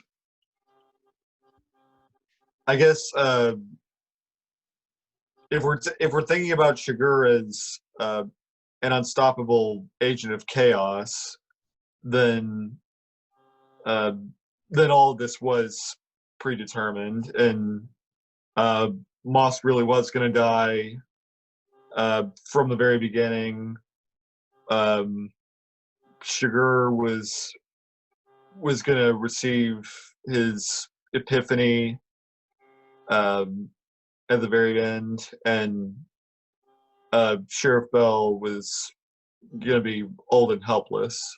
Well, and Cody, I agree with you, and you just reminded me about something, so I appreciate this. I do want to get Eric's input, but if we're using Ed Tom Bell's moment right there, I think there is a fatalist kind of aspect to it. If we go back to that classic movie I brought up earlier, The Seventh Seal, there's a moment earlier in the movie whenever him as Squire first gets back to Europe, and the plague is obviously ravishing everybody. In the church, they're painting, the dance macabre, the dance of death, and it's basically just a lot of negativity built up. And in the church, the knight goes to like the crucified like image of Christ, and he asks for Christ and God to become involved in his life to show himself more. And he turns and he starts, when you go to confession and whatnot, he turns and he starts to talk to who he thinks is the priest, and it turns out to be Death that's tricking him.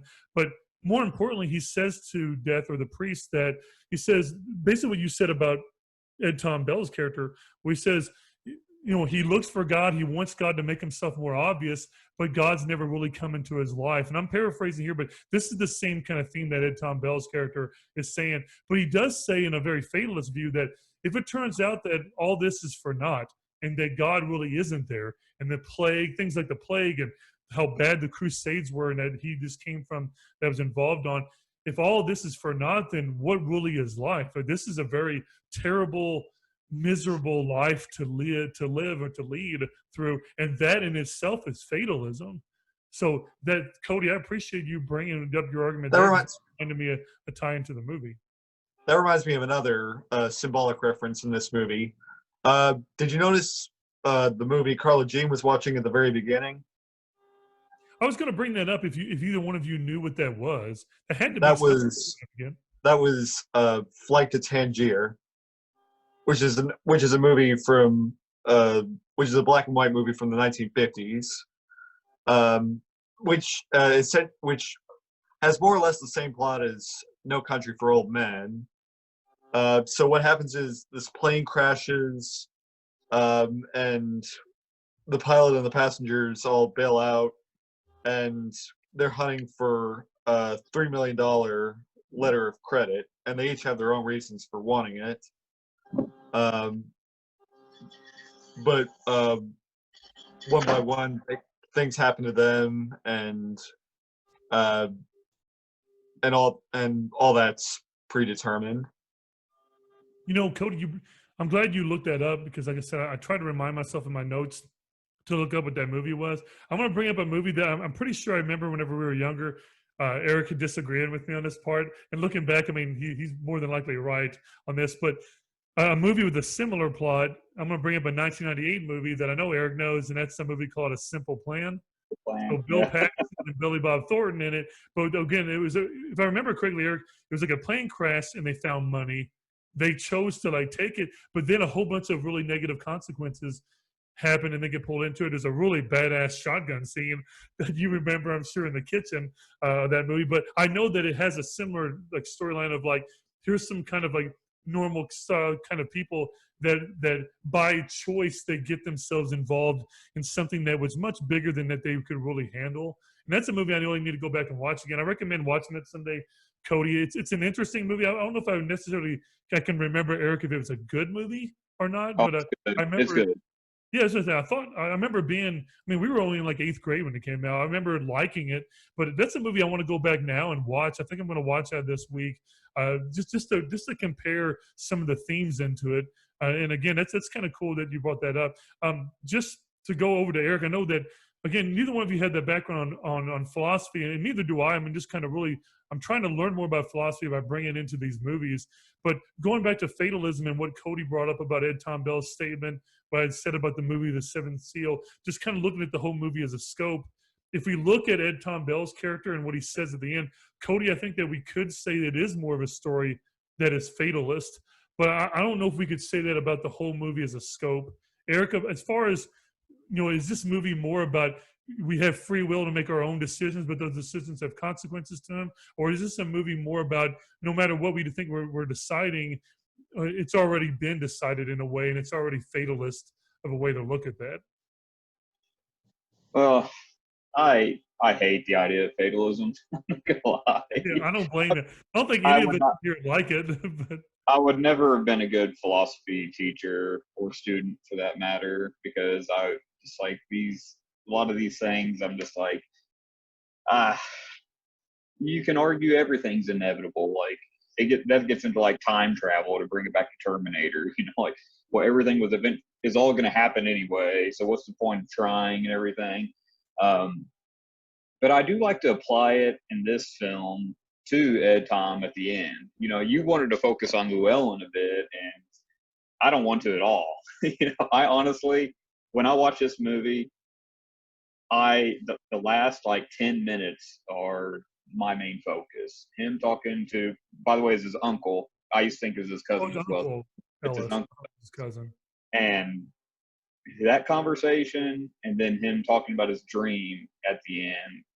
It's like, if you were wondering what this movie was about, other than just like bad shit happening, then these moments are it. And the way I would tie fatalism into it is not so much that everything's inevitable. It's just that just the world is the way it is, and there's not much you can't do much about it. I'm not saying that completely fatalistically, because I don't think, the way I'm saying it does not mean that free will does not exist. I'm not saying that, but I am saying that at the end of this movie, Ed Tom Bell has realized that I have no effect on this world. I have the free will to do anything I want, but nothing I do is going to change what's happening out there. So I'm just going to retire, and I'm going to wait for death, and wait to meet my father, who's waiting for me down the road with the fire, and I'll see him somewhere down the line. And all that cold and all that dark. Yeah. Yeah. I'm getting chills thinking about it. I love that thing. That scene is incredible. That's why it must have pissed you off whenever that guy behind her was like, "Oh yeah." This is what just throat punched that guy. He goes, "What the hell's the matter with you?" But I'll bring that up. That is actually my favorite scene too. I really like that as a philosophy guy. I really like it. And what he has said. I even like what he says before that. Like before he mentions the dreams. Remember, he basically is very aimless. Like he mentions about, I think I might try to help out around the house, and his wife's like, "Hey, it's best you don't." Like, he really shouldn't do that. And it's like he doesn't really know what to do with himself. And Eric, you bring up a good point that not in a negative way that we should just give up, but you should recognize what you control, because like his uncle said to him, you can't stop what's coming. And in a way, it's like, control what you can control, but to expect that you're just going to change the whole world, or that you can stop certain things from coming, is maybe a very, like he says, it's vanity, but it's also just a very naive way of kind of thinking of it. It's maybe more of a, you should have more of a realist perspective of that. it's like a very dark version of the Serenity Prayer. Yeah, God in a way it gave me is. the ability, but God never came into his life, so he doesn't get it. I So do hey, want to bring up a couple of things along yeah, from the last few lines there that just really stuck out to me. The God come into my life thing, just on a personal basis. When I first saw this movie, I was like, "Holy shit! I'm not the only person who feels that way." Because I grew up not very religious. Like we're in religion. Like I'm like a Catholic, confirmed, all that stuff. At religious wedding, whatever. But I'm not going every Sunday. I mean, I'm just not very active, and I don't see myself being very active anytime soon. I'm not passionate about it. But I grew up, and my grandparents were. I mean, is a very big part of their life. And I always noticed, like, most people at church were old. So it kind of hit me when I got in, like, I guess high school age. I was like, am I going to get old? And is this going to be like, well, I'm near the end, so I better get good, or I better start going? I wondered the same Or thing. Yeah. is something going to happen? And I think like Ed Tom Bell had that same thing. So for me, I just wanted to bring that up. That was just like a moment of realization. There's sometimes where I think like I'm the only one who feels a certain way. And oddly enough, this movie made me feel like I'm not the only one who thinks that. Like one of these days, I'm going to hit 60 and suddenly like, I got to go. What kind of depressed me a little bit. Like, so that's not going to happen, because it didn't happen for him. And the other thing I like to bring up, or that really hit me with this one, is his uncle telling him, thinking that the world is like waiting on you and all that, that's vanity. That's how I got over a lot of anxiety when I was little about the end of the world. Which sounds maybe odd, but we grew up I grew up at least dreading the year 2000. Like I was really worried the I world was remember. I was scared of it too.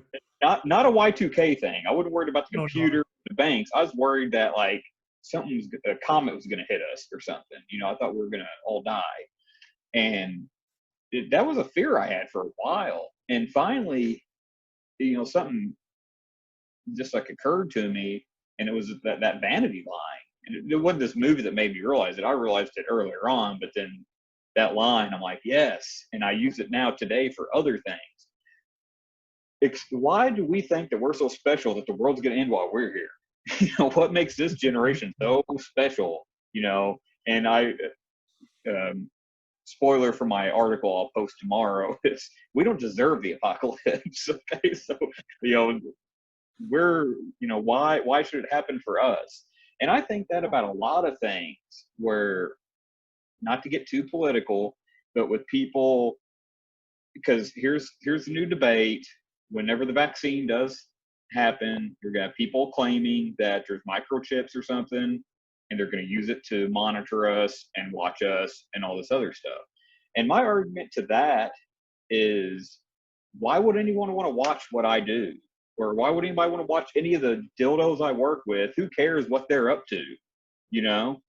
And not to mention the fact that we're already doing it. I'm already telling everybody where I'm at all the time on, Facebook or whatever. Everyone knows what I'm doing. I'm doing it willfully. I don't care. But that's vanity to me, to assume that like the government or whoever needs to know what you're up to. Like, especially in my area and probably in yours too. I look around at people and I'm like, no one cares what you're doing in your trailer, buddy. Like, Always like somebody that goes to Walmart. It's like, I don't want them knowing what kind of underwear I buy or something crap like that. Like, who cares? So for me, that vanity line is just so important. It's like, get over yourself. And that goes for conspiracy theories, and that goes for thinking that like you matter so much that this world right now is the worst it's ever been. For some reason in your lifetime, you have inherited the worst world. No, you haven't. You've inherited the same shitty world we've all been in. And I'm not saying it's all terrible. I mean, I love my life, love my kids, all that stuff, like there is joy in this world. But to think that this is some unique time period It's not. It's not always been a pandemic. It's not always been real political unrest. It's not always been police brutality or whatever, but it's always been something. There's always been some terrible injustice going on. We're not special. It's just this is this version of it. And I think if people like realize that, we could have much more civil conversations about things. But instead, we got people wanting to say the sky's falling and we all just need to get in our bunkers and just wait it out or something. But no, this is the world, and we just need to acknowledge it and accept it. And like Ed Tom Bell does at the end of this, and I wish more people would accept our world today. Eric, that vanity line, I worry with lines like that, you definitely got it. But I worry that the people that really need to understand and hear that line, it just goes right over their head. Like the people that really need to hear that and actually like live by that, it doesn't necessarily hit them. I mean, because like you said at the beginning of the show, one of the main social media source that people that listen to this podcast, if they want to add you on, it's going to be Facebook. Well, Facebook's the perfect example of, if you look down the line, the original, after college, let's just go after we were out of college. But originally, Facebook's idea is to be like a scrapbook, basically, of your life, your family. But it's turned into just a landscape of biased or partisan political ideas and coronavirus this and how negative. And I've said this to Cody one day too, is that I noticed that people are really into pointing out the mistakes and the problems, but nobody really offers solutions. But they love to point out everything that's wrong. And I like that part, Eric. I think you're the same thing. That's the part that really gives me the chills or the goosebumps parts, is that vanity speech that he says. Because you're right. It's like it's another sense of entitlement that we're the ones that's going to experience the four horsemen's arrival or something like that. It's like, it's weird. So I do want to ask you kind of a life philosophy question, Eric, because you and I have had a little bit of conversations about this since you've had a family and whatnot.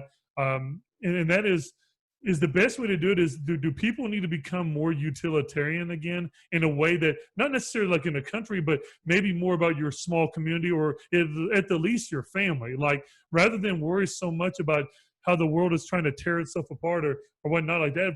For you, I assume like you said that, I'm not here like Ed Tom Bell's kid. I'm going to change the whole entire world. However, your choices do affect your wife, Myra, your daughter and your son. And that little corner of the world that is meaningful, that is something you have more control over and more, I guess you can say, legs to stand on, to make statements on, but to make political commentary, to make commentary about global politics or the world's, I don't know, safety or well-being in the future. And I guess what I'm asking is it better to think smaller or just more local to yourself, and people should do better at focusing on those things that are more relevant to them instead of these?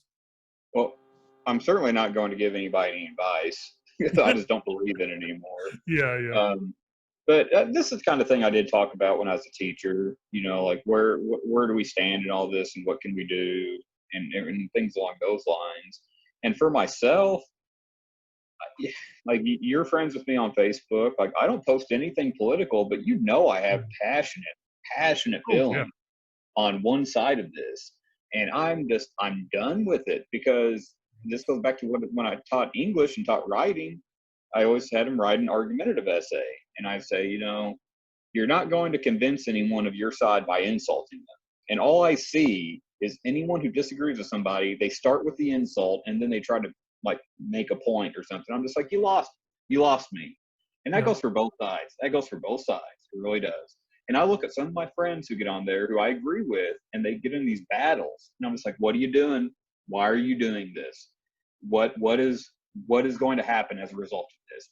You're pissed off. Now this person's pissed off, or they're having fun because they're getting you pissed off. Mm-hmm. But at the end of the day, everyone's still going about their business. So, you know what I post? I posted pictures of my kids playing with bubbles yesterday because I don't know what else to do other than live my life, raise my kids. And they're not at an age where I can talk to them about any of this. Yeah. All we can do is tell my daughter, who's 3, like, you got to wear a mask so you don't get sick. That's about as far as we can get with it. So when they get older, I am saying, like aim small, I understand. That's just me. I'm just not there are people out there, who felt the need to protest for certain things or feel the need to run for office and everything. And I'm never going to be that guy. And it's called laziness or cowardice or whatever. But I'm just like, I'm over it. And that's why when I wrote my article this time, I was like, I'm identifying way too much with Tommy Lee Jones. I should not identify with him. Are you just giving? Do we have an intervention? No, not so much that. It's just like I've no. And you know me, and I used to be the most argumentative guy you probably knew. Yeah, you were very argumentative. Intelligently, I should add, not like. Well, that doesn't make me less of a dickish thing that I used to do. Yeah. Yeah, well, we can talk off air about who I probably gave too much of a hard time to, but yeah, there was a time where I just felt like I needed to argue and like make my opinions known to everybody. And I still get that a little bit because that's why I write. I want everyone to know, here's what I think. But I'm not.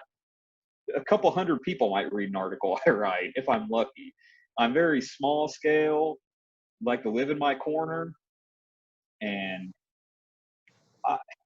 I'm not happy about that. I'm really not. I wish that I could write a post or write an article in a newspaper that would get people to say, like, you know what? You changed my mind. But I feel like we have reached a point, no one's going to change your minds. I like to think that I would change my mind if I was presented with facts. But you know what happens when I come across something that seems to be factual and against what I believe in? I immediately look it up on Snopes. Is this real? Could this thing that proves me wrong be real? Because I don't believe it's real. Yeah. But if it does end up being real, I will say, okay, you got me on that, and I will admit it. But I feel like I'm becoming increasingly rare in being willing to admit that I'm wrong. And and like I said, you knew me from high school. If I'm admitting I'm wrong, then something, and no one else is, then this world has truly it's frozen over. I tell you what, Cody, I had the perfect guest on tonight because Cody just started his first year of college this year, and he shared with me some text messages throughout the year that we've mentioned on the show before. And he has tried to go into school, and we used to do Socratic seminar discussions all the time and openly debate with each other in a respectful way, not making fun. So he gets into these classes at another very relatively liberal university, and you get in those echo chambers, and he tries to be the devil's advocate of that voice of reason. And what he's running into is what you and I are both worried about, which is you're running into more people talking over each other and more people becoming entrenched even further in their beliefs and listening less to each other. And people forget that listening to someone doesn't mean you have to agree with them, but you should at least show someone respect. But I feel like it's becoming more and more polarized as it goes forward, and that is a word. Now, one could argue that, hey, our conversation's derailed from this movie, but it's not. Like, you were doing a great point that it is. I mean, we're still coming to the end, and to be honest with you, the only last question I had, because I do like this, but I'm not trying to segue off the topic because I do want to know what Cody thinks too, because I respect where you're coming from, Eric. Is my last question about the movie, just something that if I don't find out, it's going to bother me. Is okay. So that last scene where he's talking at Tom Bell at the dinner table, why the tree in the background? Like, why the open field and the only tree, the lonely tree behind him? Is there an aesthetic, like, symbolism to the tree behind him? Let me think. I think that might be another element of tragedy. Aristotle identified three main what do you call it? Things that have to happen in tragedy. There has to be a moment of reversal or peripateia, they call it or recognition, or peripateia, they call it in Greek. There has to be a moment of reversal, and there has to be a scene of suffering of some kind. So if you ask me, the tree at the end, it's sort of a callback to the opening scene in which Sheriff Bell is telling his story. So it comes full circle. Sheriff Bell is reminiscing on the old days where his father and his grandfather were both sheriffs. And then you have this reversal where, you know, he thought he could save the day. He thought he could uphold justice, but he couldn't, because he realizes that he's old, and he's mentally old, and and then it's not so much, and then he suffers from that, but more than that, you see, well, it's not just Sheriff Bell. You see Sugar has this peripeteia when Carla Jean refuses to call the coin.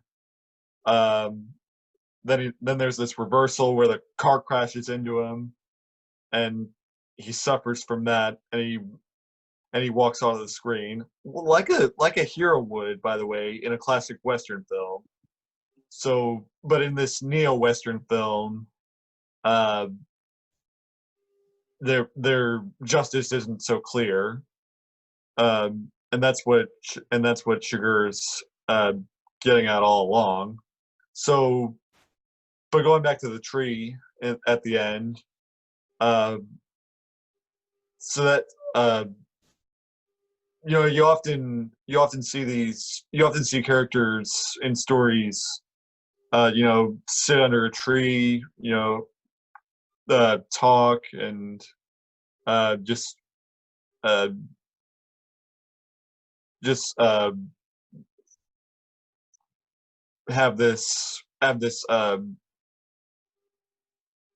you know, converse and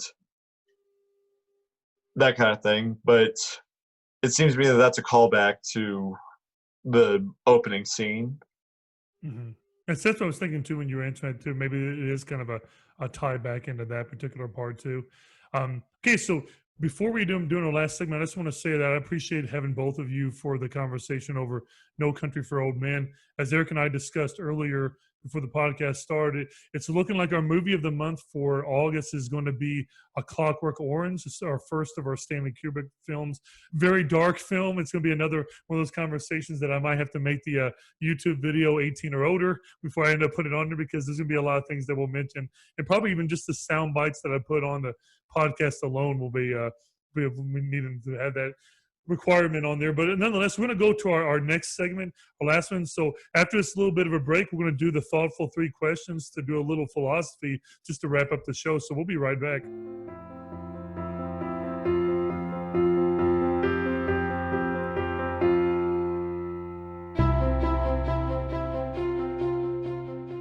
Okay, welcome back to the podcast again. We're going to do our last segment of the night. It's always a short one, but it's always kind of an interesting way to surprise our guests with 3 just randomized philosophy questions. Just as usual, I'll promote this book. It's a book called Consider This: Questions That Make You Think by Barbara Ann. I think it's Kiefer, I pronounce her name. I've used it in the classroom since I started teaching. As Cody knows, I use philosophy questions all the time to teach history. Sometimes just to have a day about life. You sit in a circle. Sometimes I just grab random questions, but they just make you think, and it causes you to kind of be more open-minded about what other people say. I chose the theme of the questions tonight to be death. I know that's pretty morbid to kind of end on, but because of the movie that we were doing, I thought there'd be 3 interesting ones to hit. So the way this works is if I have 2 guests, there's always 3 questions. So I'll throw 1 at each of you, and then I'm going to throw the 3rd one up in the air for you guys to tackle. Now, it's not meant for you to think a lot about it. It's just really to get your first gut instinct of what you were going to say to these. And again, because neither one of you have seen what I picked out. So it's just kind of a fun way to toss these up at the end. I do these at the end of every episode. So Cody, I'm going to start with you. You're going to get the first one. All right. Yes, sir. So the question for you is, and again, after you've answered, Eric can answer them too. It's just, you're required to answer this one in a way we can say it. So your question is, can a person who died still in some way be alive? Can a person who died in some way still be alive? Yes, very much so.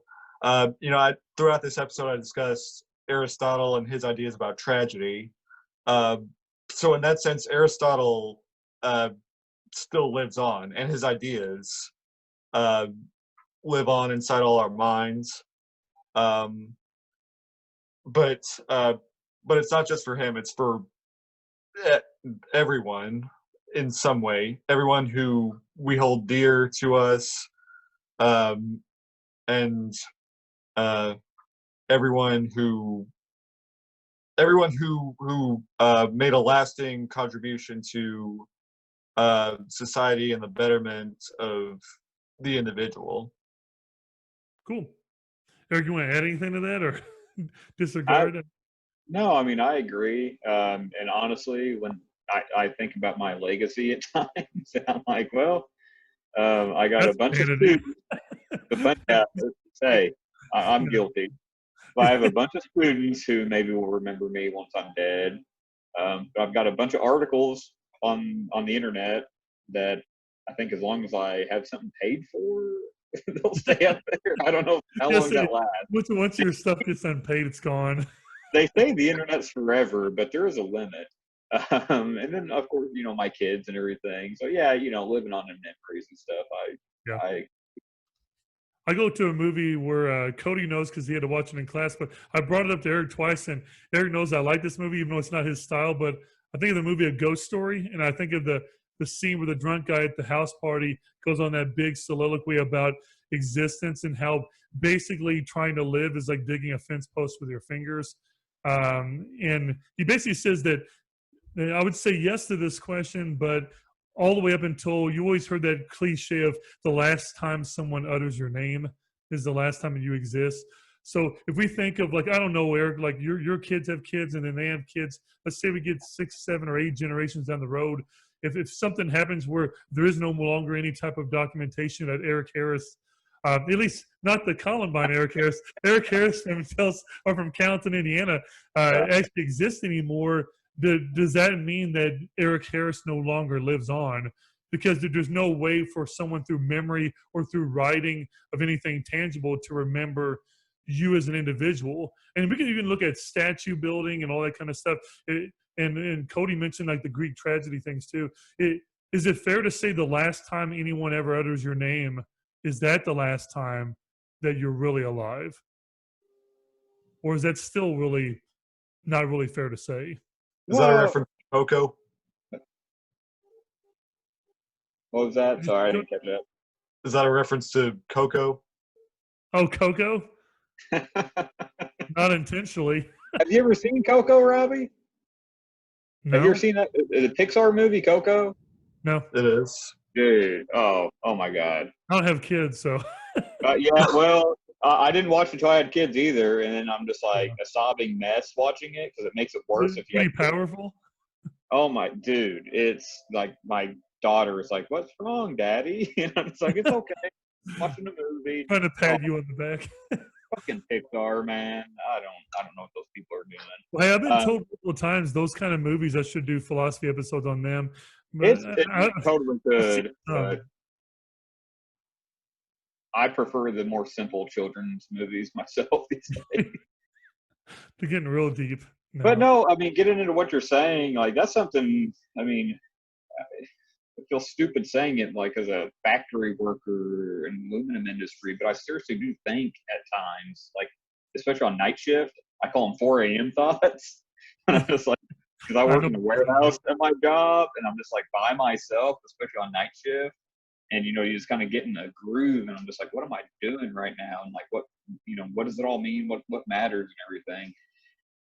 And I don't think so much about myself. Like, I know, like 3 generations from now, I'm done, like once someone living, once there's somebody, I lose a person who actually saw me or knew me, then you're just like a story, which you're still living on a little bit, but not really. So I think more about the powerful people that want their names on shit, and this gets into Ozymandias, and look on my works, ye mighty, in despair, and it's a crumbled statue. Although I would still argue, but we're still saying that name, aren't we? Yes, we are. But if we go deep enough, and this is why I like the movie AI, the end of that movie goes so far into the future to where like eventually it's all going to be gone. I mean, if we go far enough down the line, things are going to change at some point, and this is all going to be gone. So what, if you, and I always think to myself, if we all really thought that way, we'd all just stop moving and just slowly die, because we'd all cease to see the point that exists, other than the pursuit of happiness, which I'm starting to think that's the reason why most of us are still doing anything. Yeah. And that's fair to say. I think that's a good statement. Okay, so it's question number 2. You guys did awesome on the first one. So Eric, this is you. So do we take anything with us when we die?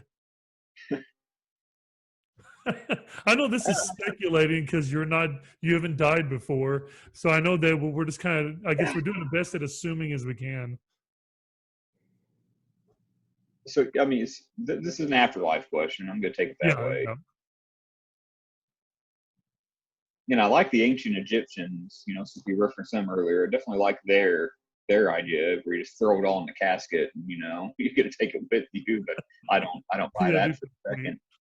Throw all your DVDs in your casket with it. This is so weird, but I brought it up on my last article. I'm not all just like promoting myself here, but Lost Highway. That movie is very much, spoiler alert if you've never seen it, I think the whole movie is pretty much a guy being executed in his brain, just like processing it. And of all places, I came across this theory of the afterlife on the Eric Andre show on Cartoon Network, on Adult Swim to be specific. Dominic Monaghan, Pippin, I believe, or is it Mary? I think he's Pippin. One of them. Either way, one of the other hobbits. He was on there, and Eric Andre just fucks with his guests sometimes by saying, so what happens when you die? And he said that Timothy Leary had the theory, and I can't prove this, I have not found this written anywhere, that when you die, there's still like 8 minutes of like electrical brain activity going on in your head, even after you're technically dead, and that the afterlife is those 8 minutes. But in your brain, and kind of think Inception here, what's going on in your brain, who hasn't had a dream that felt like 2 years and you wake up, it's been 5 minutes. So your time is relative, And that theory is that you are dead, you're not in an afterlife, but your brain is still functioning and you're kind of living in like a dream world. And more and more, that's where I'm going with it. And if that's the case, then I think I'll take everything with me. Everything I know, I'm going to take with me. And I've been getting a little bit more personal tonight with this, but so many things kind of like spoke to me with this movie this time. Like recently, I had a dream about my grandmother on my dad's side. And in the dream, I like introduced my kids to her, and I felt real bad. I was like, I haven't brought the kids to see you, and I was like really upset in the dream and everything. She's been dead for 15 years. My oldest kid's 3 years old, Yeah. But like she was alive in the dream. And I don't know, I've never had an experience. I never woke up. I never went to church and had that feeling that I had when I woke up that morning. And I've had that same kind of dream with other dead grandparents where I dream that they're alive and I think they're alive in my dream. And then I wake up and realize, oh shit, but it sticks with me, and it's still with me right now. And I remember all those dreams. Mm-hmm. So is whatever's going on up here, whenever I go, I'm taking it all with me. And no physical objects, but all my memories. And I mean, you know what? If that's better than nothingness. So I hope that's what it is. I hope so too, man. I mean, your answer was amazing. Like I said, way better than I even thought you guys were going to bring up. I was like, I think that was a cool answer. Cody, what about you on this one? Do you want to try to answer it as well? As far as what do you think that we take with us when we die? I'm not so sure. Mr. Harris, you're the thing about the dream of your grandmother, that really resonated with me, because I remember shortly after my friend John Hendricks died, I had several dreams in which I could have saved him, but I didn't. And just recently, I had another dream about that. So in which I run into him, and I just embrace him as tightly as I can, and all I can say is, I'm sorry. But then he looks me in the eye and says, I forgive you. So, what do we take with us when we die? Uh, I would say, I would say our soul, um, and I would say that uh, our love, the love we have within us, is well, it remains, but our ability to love does not diminish. That's awesome. You guys both went super deep on, on everything. I was just over here like, it's like, no, it's great. You guys both did an awesome job. In a simple way, I was just going to say that maybe in some type of way we take consciousness with us, maybe not in the way that we do that when we're alive, but I would assume that if you can be aware of a heaven or a hell or of some kind, if there's some type of awareness there, then there's some type of consciousness there. And I think that consciousness could have memories, could have love, could have all these other things with it. I thought your answers were great. I think our listeners are really going to like that. So here is the shortest question. So I'm just going to throw it up in the air and let you two silently look at each other and see who's going to answer it first. This is the last one of the night, and then we'll do our closing thoughts. The last question for the Thoughtful Three is, what gives life meaning? This is me silently looking at Mr. Harris. Look at the guy that has the kids and the family and ask him. Yeah, I mean, I hate to. I never wanted to be this guy, but like that's here. You know what my day was today? Because my wife is going back to work right now, and I had the kids all day, and like I hugged them, I yelled at them, they cried, I got really upset with them, then we just like had fun. I mean, it's like it's my whole existence right now. But I don't before I had them, it's not like I was wandering the woods and like had no meaning. I was just rambling and just going from tavern to tavern. Who would listen to me? I mean, I was a teacher before I had kids, and I used to think that was, and I still think that was a part of my life that is important and gave it meaning. I feel like I did something there. I don't think I reached every student, but I think I reached quite a few. So I found meaning there.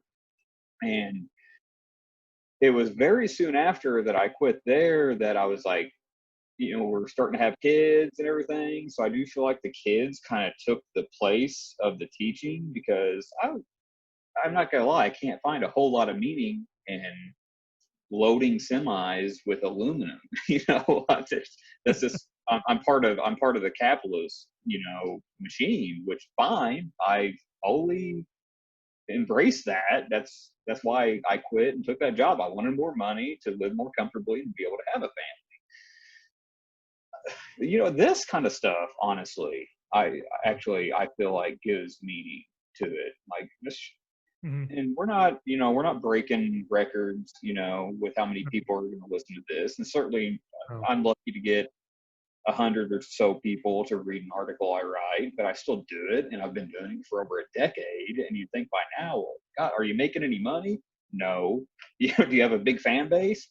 Not at all. If I don't buy a Facebook ad, I don't get a dozen views, but why do I still do it? Because it gives me an outlet and a sense of purpose. It does to a certain degree. So I find meaning in this, the showing thought and connecting with people. Like Cody, I barely, I just randomly saw Robbie said, oh yeah, and Cody's going to be on with us. It's like, oh, I don't know this dude, but and then me and you both like talked about dreams of dead people and like had kind of a moment. I feel like that's meaning, and so I get it through doing stuff like this, through my own writing, and definitely through my life with my wife and my kids, and the rest of my family.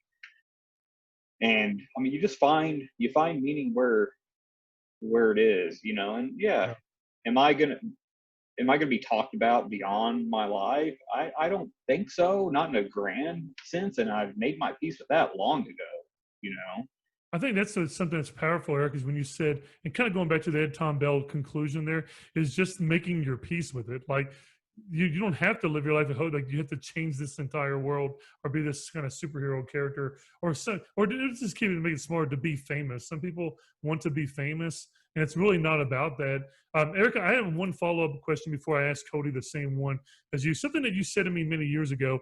I only ask you now because, you inspired me to be a teacher, because at the time we first went to college, you did go to be a teacher and I didn't. I was going to be an animator, a designer, doing graphics, art kind of stuff. And I kind of found my path into that. And it's weird because 12 years later now, you made the change to move out of it, and I'm still in it. And it's just kind of weird. But you said to me one time, whenever you did step away, because I respected you stepping away from teaching, because you said something interesting earlier, because you started to have a family, and the kids started to fill the void that maybe the students were before. But I'll never forget what you said to me one time. You were making copies or something, and you just slowly started to come to the realization that you said, and I quote, "My heart wasn't in it anymore." Like, you just knew as much effort that you were giving to the kids and to the school. And hell, we grew up in that school. That school meant a lot to you. It still does. But when you said my heart wasn't in it anymore, does that go along similar, like parallel with that meaning part? Again, that maybe the meaning that really fueled your love for doing it, did it just shift over to really being a family and wanting to do the best for them? Or did losing your heart in it, was it just that things were, there was so much distress and there was other things that were going negative, that was more of the reason? It's hard to put myself in the mindset that I was in back then. I guess it was a while back. I can't remember how many years ago. Well, I mean, it's only been 5, but that's an eternity at this point. Yeah. I don't even, I not gonna lie, Robbie, I kind of hate you for this. You remember shit that I said, and I You don't remember. I don't recall the conversation, and I don't recall having that feeling, but I'm sure I did have that feeling, because I was a very angry person when I was a teacher. And my students used to call me out on it, and I would just kind of put it back on them. I'm just like, I'm just mad because you guys aren't listening to me, and you could be better and you're not. And looking back, they were right. Like, I was angry with just the circumstances of teaching. It wasn't so much like teaching itself or the kids or anything like that. It was, I am paid so little. I am struggling to exist when I should be perfectly comfortable right now. Yeah. Like, I was not expecting to have a beach house or something somewhere, but I thought I could pay my bills, and have internet. And it was getting close to the point where, like, I'm running up credit cards, and that's what broke me. It was the finances of it all. And I hate to put it all on money, but money doesn't matter. But God, yeah, it fucking does. It does matter. Yeah, like, everyone, like, that whole money doesn't make you happy is a fucking lie that the rich on the goddamn poor. And I'm not saying you have to be a millionaire, but you have to be able to exist. Like, I should not have had to weigh these options. Should I continue being an educator and not be able to truly support my family? Or should I take a job at an aluminum factory and then live comfortably and raise a family? Like, why was that the option? Why did that even factor into it? And that, and I mean, there's still that anger, and I can still draw on it anytime I want. It's still there. Like, that frustration is still there. I'm not like, I'm not gonna sit here and say I'm living some Leave It to Beaver perfect life here. We have our good days and bad days and all that, but I am infinitely more calm than I ever was when I was a teacher. And I actually, sometimes I'm like, does that mean I've kind of like lost a bit of myself? But I'm starting to think, like, maybe that old guy was not the best version of me, and maybe this is who I was always supposed to be, but it might be age too. I don't know. Yeah. Well, I said, I haven't been around you enough in the last 5 years to see the change a lot. I know that your life has gone through a huge change in just your last 5 years of your life. I mean, if you Well, count getting married, having kids, and getting I'll say this. and When people like you or people that knew me before, but I don't see very often anymore, when they see me around my kids, they all like say the same thing. It's like, I cannot, I, it kind of makes me feel, I feel weird watching you it's weird. dad, you know. I'm just like, well, fuck you. Like, what did you guys think I was gonna do? So I get keep that a lot. sit around yelling at people. That's what we thought you were going to do forever. No, man, I appreciate it. Like I said, I hate to go off on the tangent about the teaching thing, but it does still go into the life is meaning thing, and I think they get a great answer for it. And I appreciate that. Cody, for you to finish it up, what about, or I'm sorry, in your opinion, what gives life meaning? That's a good question. You know, the Declaration of Independence states we all men are created equal, and that we are endowed by our Creator with certain unalienable rights. That among these are life, liberty, and the pursuit of happiness. And that sort of comes from something Aristotle once said, and that's that uh, happiness is the chief good, or rather, the term Aristotle used was the Greek term eudaimonia, which generally translates to happiness, but that's not an exact translation. A more accurate translation would be human flourishing or blessedness. So, so you have to do something meaningful, because happiness, as I mentioned in the episode about fame and notoriety, happiness is like bubbles on your tongue from a carbonated beverage. You know, they're there, they dance around a little bit. You kind of like that, but just as soon as they come, they go. That's why I argue that you shouldn't do what makes you happy. You should do what gives your life meaning. You should use your talents in the service of others, and you should use your talents in the best way that you can conceptualize. And don't just do it for money, like all the characters in No Country for Old Men. Even the boys at the end were fighting over the money. But at the very end, it seemed like only Anton Chigurh was the character who realized that was folly, that going after the money was what got him to this position, and that doesn't give your life meaning. What gives your life meaning is knowing that you can serve others, and that you can make a great impact on their character, and then maybe happiness will descend upon you from time to time. I like that, Cody. Gets its head seeking more of the meaningfulness, and then hopefully happiness rears its head more often than not. I felt like, I mean, whenever you were going through it, I couldn't help but start thinking of the book that you and I read from Jordan Peterson about the 12 Rules of Life, and I go back into that addressing suffering through meaning and whatnot. So I appreciate both of your answers. Eric, I don't know if you really have to do a whole lot of it in a closing, because you gave probably one of the best closings I've had in the show earlier, when you just gave the meaning behind the reason why we do these podcasts, these discussions, just meeting new people and trying to figure out the way people think, and just kind of gaining new insight from them. Because like you said before the podcast, you didn't know Cody, or you didn't know Dylan last time, or my girlfriend Letha, until we had these podcasts together. So it's really cool to have those experiences. But nonetheless, I still always like to give my guests like a chance to platform. And again, I need to make sure I remember to do this too, not just for you, Eric, but other guests that I have, is this is also a time for you to remind people kind of where could they go to find you on your social media, on your blog and whatnot, and just all those other items. So just to close the podcast out tonight, Eric, I'll start with you, and that is just for some closing thoughts. What did you think about doing this particular episode over No Country for Old Men, and doing and this was your first time doing the thoughtful 3 questions at the end. I don't know, you gave probably one of the most extensive and meaningful answers I've seen, but that doesn't necessarily mean you liked it. So I guess I just want to get an idea from you is, what did you think about the whole podcast as a whole? Well, I mean, I always enjoy doing the podcast, and I like that. I like that at the end, throwing the wrench into the, catching me off guard and whatnot.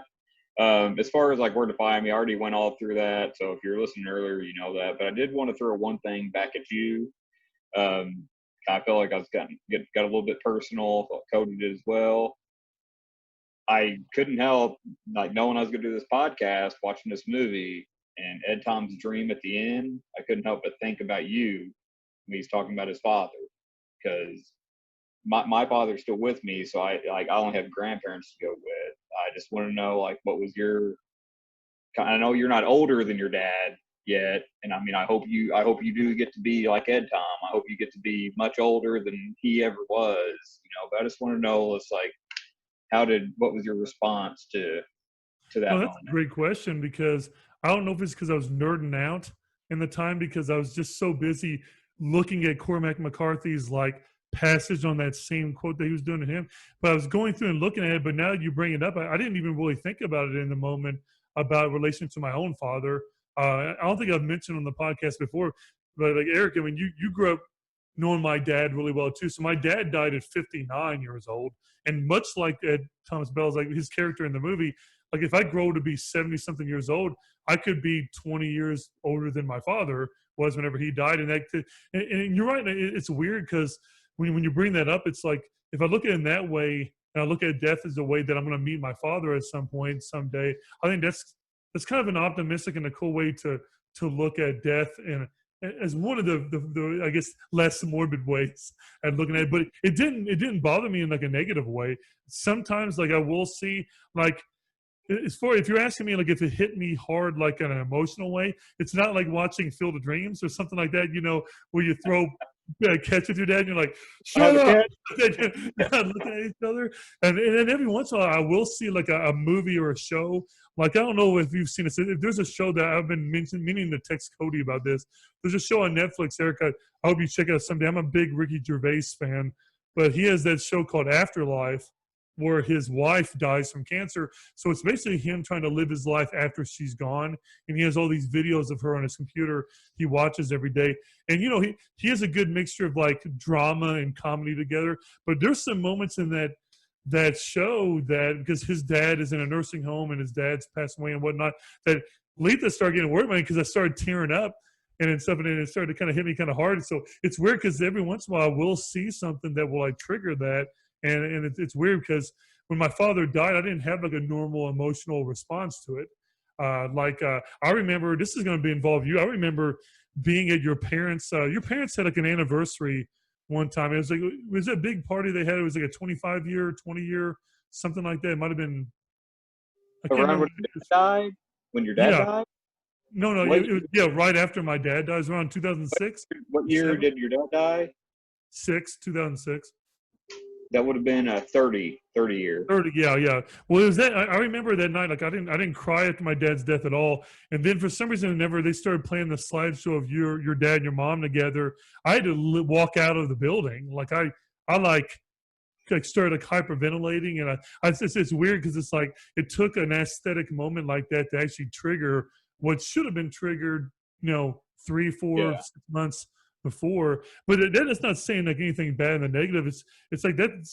It actually feels good for things like that to happen. But you brought it up. It's weird, because I feel kind of bad, because I didn't actually think about my dad in that moment on that scene. I'm not trying to get real bad. No, I know that. No, but it's weird, because I was just too busy looking for the philosophy in it and what was going on. But it's a cool way to look at that, and I can see why that would be something that can make you think that. But that's a cool question to ask. I didn't even think about that.